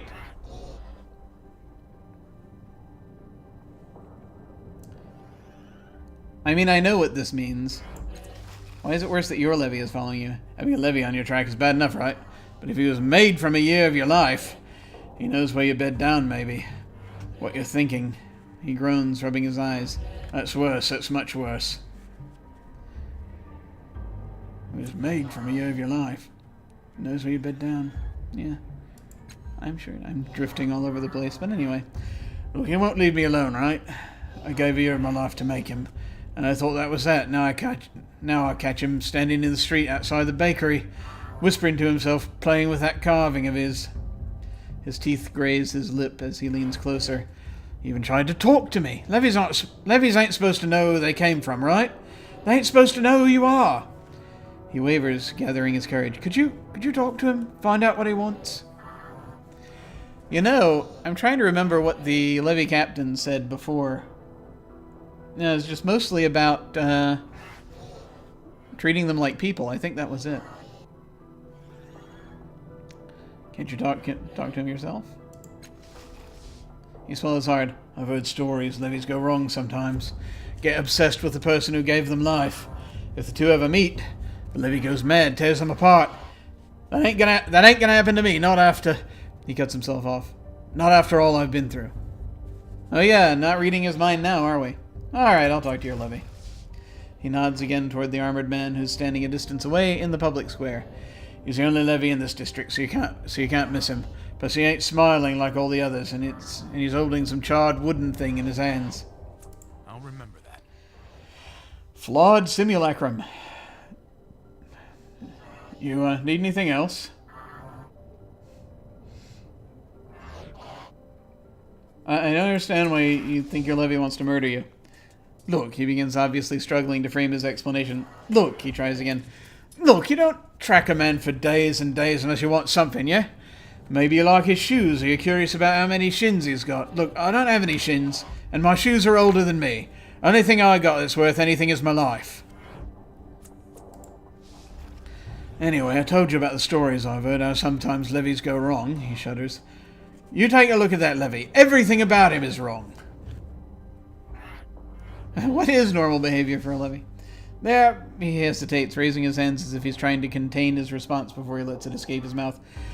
They work for the people who make the laws, right? And if someone breaks those laws, they track them down. Always smiling, mind you. Figures that my levy would be the unhappy kind.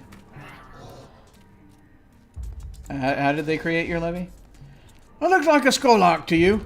All I know is where they told me to stand. His eyes rove past your face and snap back. Look, people who want to be, respectable in this town, they become citizens. Citizens. That's what that way. The way you do that is you step into this glass chamber. Takes a year out of your life, they say. I figure it squeezes that year into human shape. Don't know how. Wouldn't pay 2 shins to know. Okay. Farewell.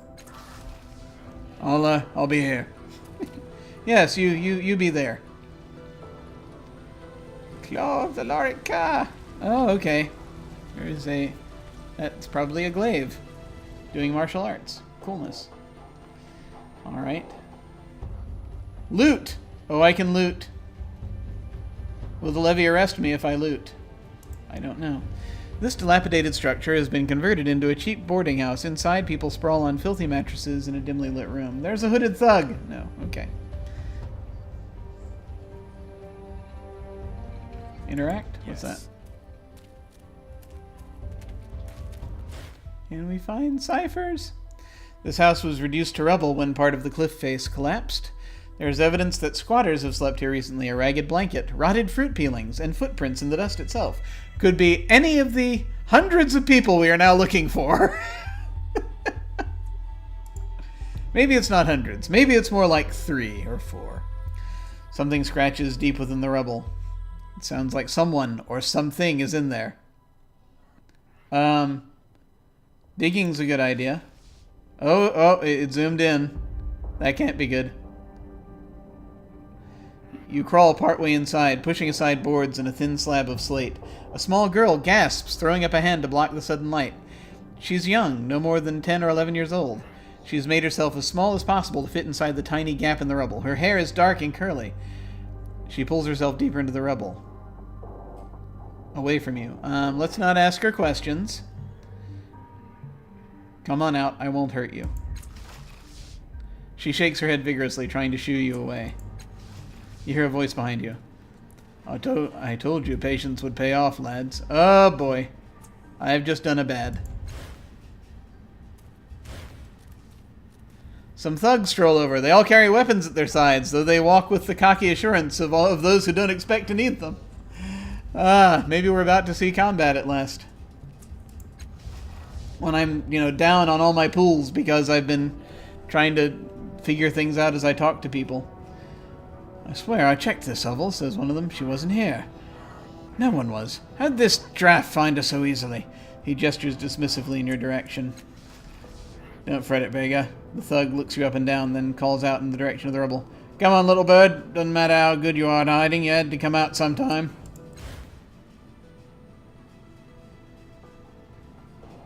I should have saved before doing this. The girl huddles behind you, keeping you between her and the thugs. Even so, it's obvious she's not sure about you either. Don't let them take me, please. Oh, she is a voice actress. She must be important. I have a feeling she might be the missing slave girl.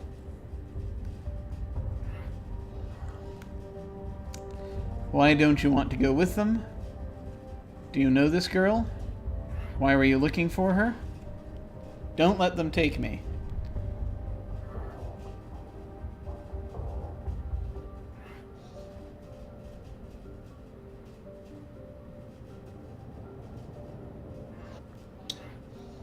I don't think asking why... Yeah, the important thing here... Why are you looking for her? Is probably the best thing to ask right now. The little urchin ran away from her home. Her mother asked us to find her and bring her back safely. Is that true? You don't sound like concerned friends, more like thugs. Where exactly are you going to take her? Is that true? No, she grabs her wrist. They're bad men. They want to steal me. Kidnappers? Now that's just crude. The man crosses his arms. We're delivery men, that's all. Means and motivations of our employers ain't none of our business. He sighs, dropping his facade. He turns to you with a look that pleads for understanding. But alright, yeah, there is a slaver who put up a fine bounty if we bring her back. It's all legal and none of your business. Best you stay out of it. He says the words kindly enough, but his colleagues' hands are on their weapons. It's not like I want to work for slavers, but jobs are scarce as it is.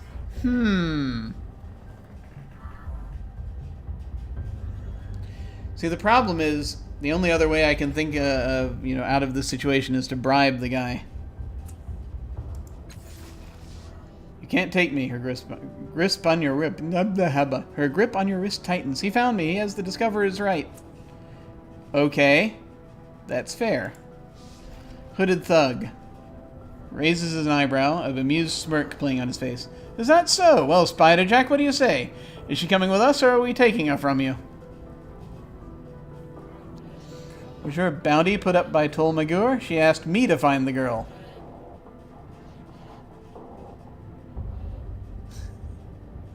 That's true. Just try and take her from me. Doesn't matter if it's legal. Slavery is evil and you're a part of it. Her master has grown tired of waiting for you. I've been sent to collect the girl in your stead and to tell you the bounty's off. Forget it, she's yours. Yeah. Just try and take her from me. Intimidation. Could work, but... This is true, and would probably not appear if we did not have it otherwise.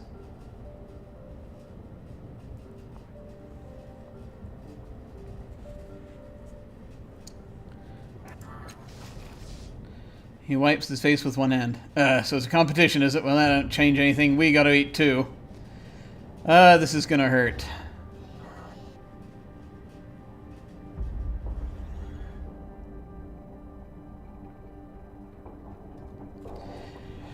We could try persuasion. See, the guy that whose intellect points I'd want to spend on this is way down on intellect right now. Doesn't matter if it's legal. Slavery is evil, and you're a part of it. And I mean, reading the mind of the dude told me that this actually might work better. Because the guy doesn't want to be doing what he's doing. So we're going to try persuasion.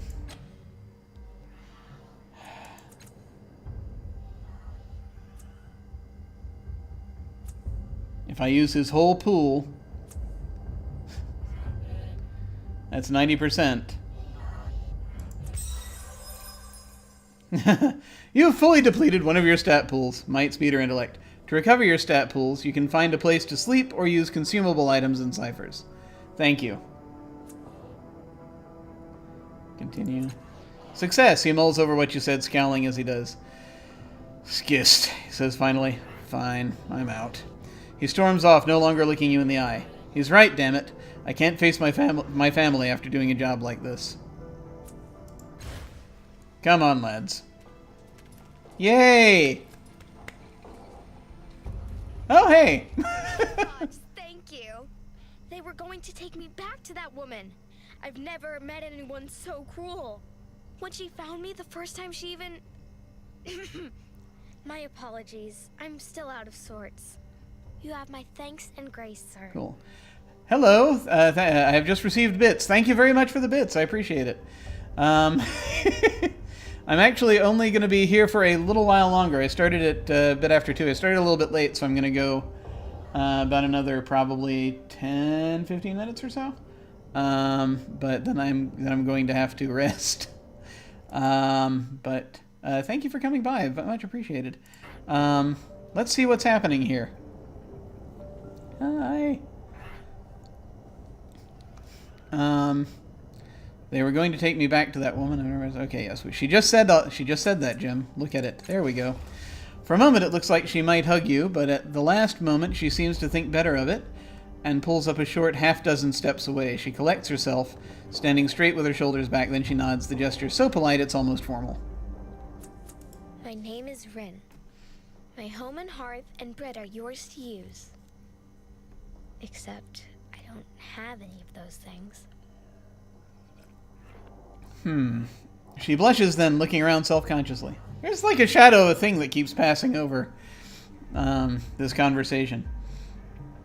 I have not, and you know, I've seen that shadow before. I have not seen the actual creature that casts it. Okay, how long were you hiding? What's the little girl doing all alone here? It's not safe here. Let's start with how long. She blinks a little as if confused or surprised at your question, then she looks around, shifting nervously from foot to foot. This is my place. This is where I sleep. Oh, man. This is your home? She looks at the shattered wreckage. No, this is just where I was staying. I ran away. My home is a long way from here. Where are you from? She looks out at the horizon and makes a vague gesture, really far away. But I'm not sure exactly which direction. She looks around a little, almost as if she were seeking a familiar landmark. I wonder if we go back to the hotel and... I know, there's already been a kid that possibly is going to join the party as well, from who's, like, apparently been thawed out after a long time, I think, but gotta figure it out. Looks around a little, almost seeking a familiar landmark. But then I have to convince him to come with me, that's the thing. Which means charging back up on, on intellect points. It has to be a long way from here. My home isn't anything like this. There were trees upon trees. The trees here aren't trees like... The young girl squints off into the distance. After a moment, her eyes go distant, and you realize she probably isn't going to finish her sentence. The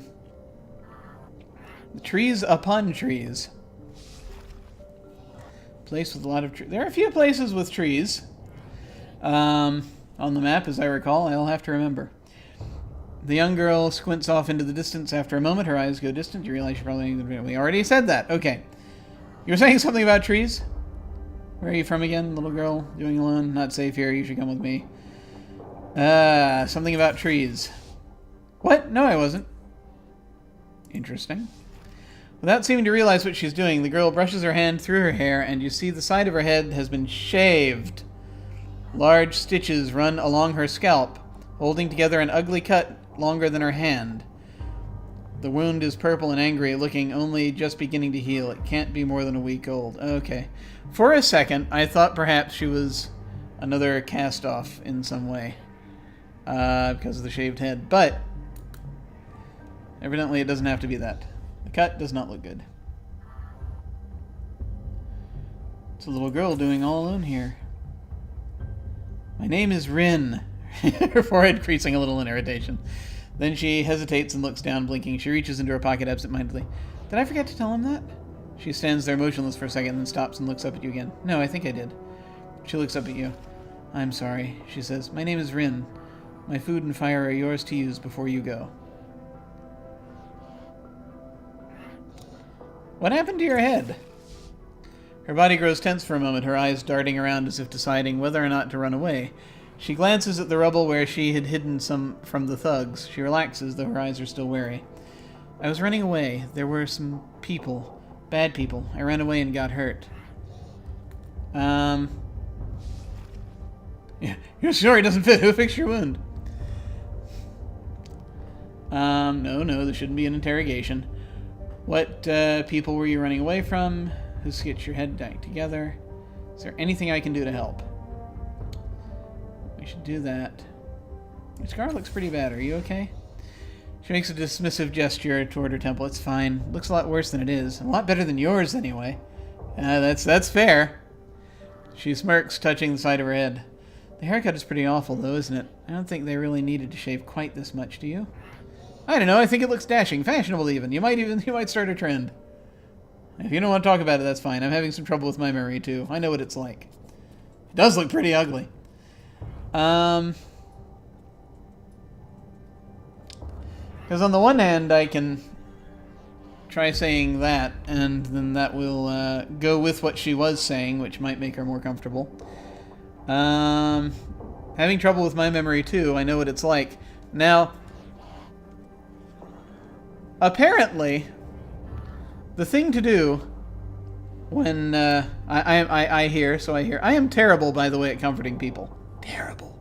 But I hear that the thing to do is not our instinct, which is to talk about ourselves. And say, I know what it's like. It's more like, man, that sucks. Or, you know. But then again, this first one is denying what she said. I could agree with her. I could just say, it does look pretty ugly. And, I don't... yeah. I think the safest play here is to go with number 2. Even though it's apparently not what you're supposed to do. You're supposed to just sort of... You're just supposed to listen, really. And just sort of confirm for them, man, that sucks, you know. That must be really hard. This is the closest one to that, but I'm going to go here. Gold Tide, okay. She looks up at you for a long moment and slowly lets her smile slip away. Without it, she seems even smaller, but nods gravely. At first it was pretty bad. I couldn't stay awake or stand up. Even talking was hard. But it's a little better every day, and it doesn't hurt so much anymore. But sometimes I still get dizzy when I move around too fast, and I forget things. Yeah. She smiles bravely and touches the side of her head again, pressing with her fingertips. It's a little better every day, she says again, in exactly the same tone as before, even as though she doesn't realize she's already said it. See, this is someone else we could go get one of those memory objects and try to help. It doesn't hurt so much anymore, but sometimes I still get dizzy when I move around too fast, and I forget things. Yes, I know.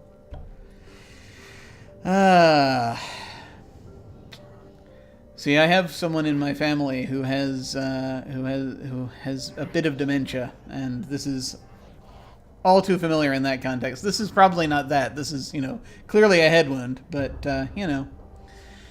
There's a long pause. She stares at you blankly for a moment, her mouth open slightly. She needs help. Treatment. I don't know. Well, I mean, it's getting better, but still. Kids are resilient. Anyway. Suddenly her eyes lose their vacant look and a grin spreads across her face. I'm just kidding. I mean, I do sometimes forget things. A little, but that was a joke. She says, then blushes a little and looks down sheepishly. Ah! Okay. What people were you running away from? Who stitched your head back together? Your story doesn't fit. What people were you running away from? Opens her mouth, closes again. She nods and puts her hand back into her pocket, absent-mindedly. I don't really remember. I think they were stealers. No, what's the word? Robbers. They wanted to rob me. I think the word that she was looking for is slavers. Who stitched your head back together? For just a moment, her eyes flash with panic again, and they dart around like she's getting ready to run. We should teach her anamnesis. Probably won't help. Then she touches the side of her head gingerly. I don't remember what happened exactly, but I got away, and I ran, and I ended up here. You gotta help this girl. Somehow. Your story doesn't fit, no.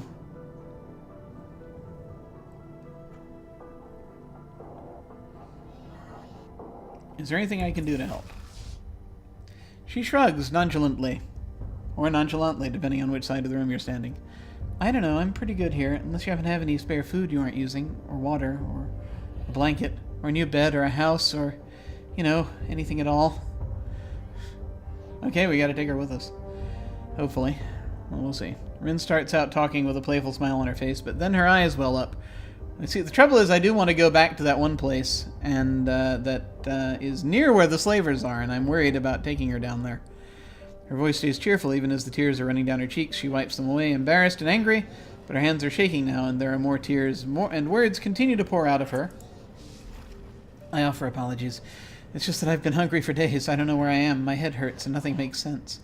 She laughs then, helplessly, with a tinge of trembling panic finally bleeding into her tone. God's around me. I'm all broken in my head. The moon is wrong, and I'm so tired of being scared all the time. I'm sorry. I wish there was more I could do. And give her some shins, or bring her along. I think we're gonna bring her along. This is gonna... Gold Tide links up at you and gives you a huge grin. Really? Gold Tide raised a small amount. She looks at the tiny nook she was hiding in the back to you. Where are you going? I don't know, but you'll be safer with me than you will here. That's true. Maybe we can find you a doctor. I know where a doctor is. Maybe we can find you a new home. Dol Magur asked me to bring you back to her. We're not doing that.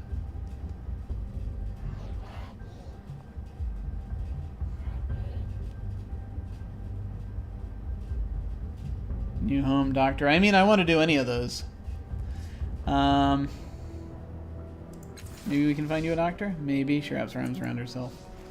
What about those thugs? What if somebody else comes after me? Or after you? I'm not a fighter. I can't help you. Well, it's dangerous whether you stay here or come with me. At least with me you can learn to take care of yourself. Haha. Don't worry about that. I'll keep you out of trouble. You're right. I can't afford to take someone who can't defend themselves. Never mind.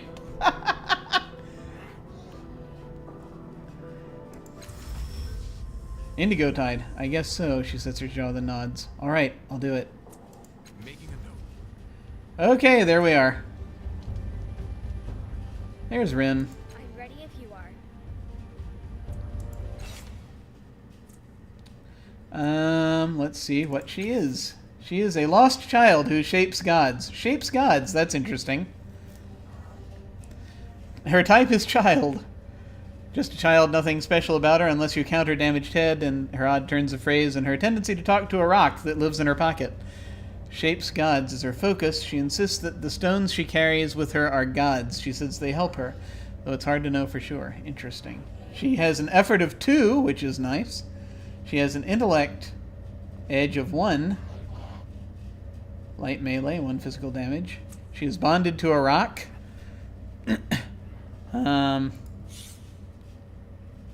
In every way that matters, this is a rock with a hole in it. Yet Rhin talks to it frequently.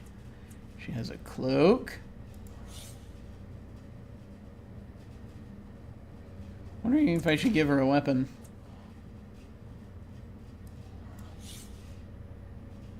Okay. I mean, yeah, we've got to find out what to do with her before we do anything too crazy. I mean, I've got the only kind of weapon I can carry. You might be able to buy one for her or something. Spray flesh. Red boots. We should sell those. Yeah, give her the boots. No, it's just an oddity. Fleetfoot Moss. I used to listen to them. No, I didn't. Heals Might. We don't have any glaives. We haven't actually gotten any glaives into the party yet. So yeah, I think we'll probably talk to her more next session so we can figure stuff out. I'm not carrying any extra weapons right now. So I might get one for her just for the sake of having it. We could have her carry ciphers. That's always useful. God of Hiding. Gain plus 30 on stealth tasks. Okay, that'll be handy. Rhin claims to have a god who knows everything of hiding. It's hard to argue with the results. Okay. She is skilled at healing, perception, quick fingers, running. Can't do endurance, melee weapon. Oh, she doesn't have, I can't even give her a weapon. Ranged weapons, medium weapons, heavy weapons. No weapons. Okay. Good to know. Yeah, alright. Cool. Wonder if I should just give her the shield that I am carrying. Because, she, at the very least, I don't think she has an inability with shields, necessarily. It's just weapons, right?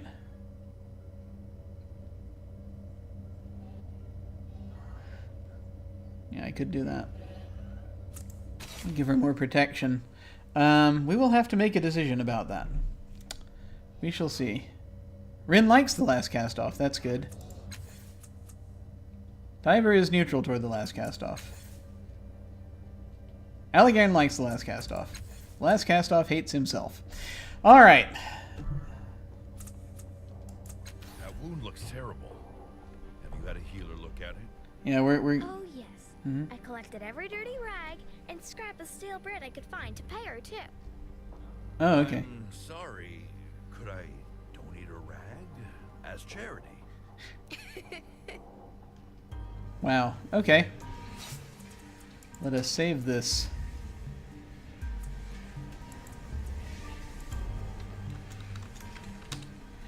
All right.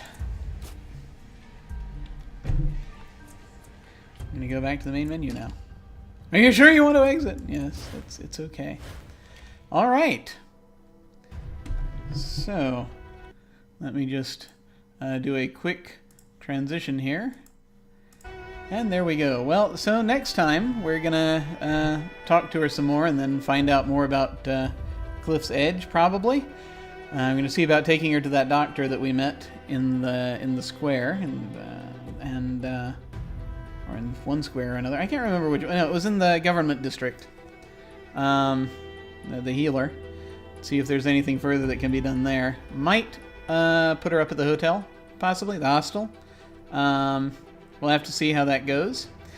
But that, I think, is going to be about it for today. So, what else do we have happening? Tomorrow morning, more We Happy Few. As we plunge back into that, that's been delightful. And so we're going to keep playing that. Tomorrow, we have more tabletop RPG stuff happening. The Cold Ruins of Last Life, the campaign continues.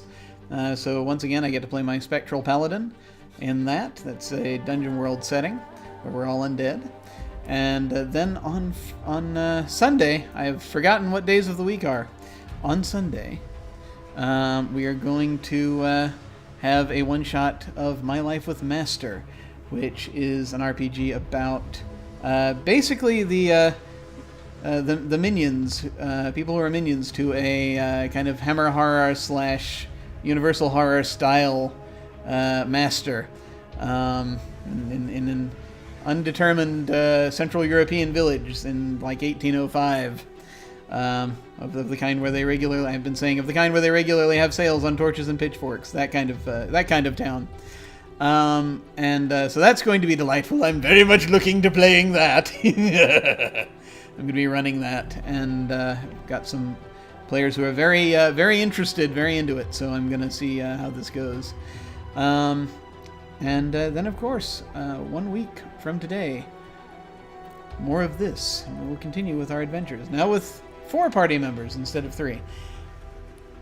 We are getting very close to 2019, and so I am thinking about adding more programming to this channel. I have to figure out... I want to get my sort of life balance thing at least more sorted out before I actually do it. So because, I need to have time to write as well as do all the streaming, so it's a thing I got to figure out. I got to figure out exactly how much of each thing I'm doing and when I'm doing it. And I am terrible at organizing myself, so I'm going to try to see if I can figure it out. And I'm going to need to do it fast. So we'll see how this goes. In the meantime, however, thank you very much for watching. It is much appreciated. And we were going to keep doing this. Take care, and I shall see you all of a sudden.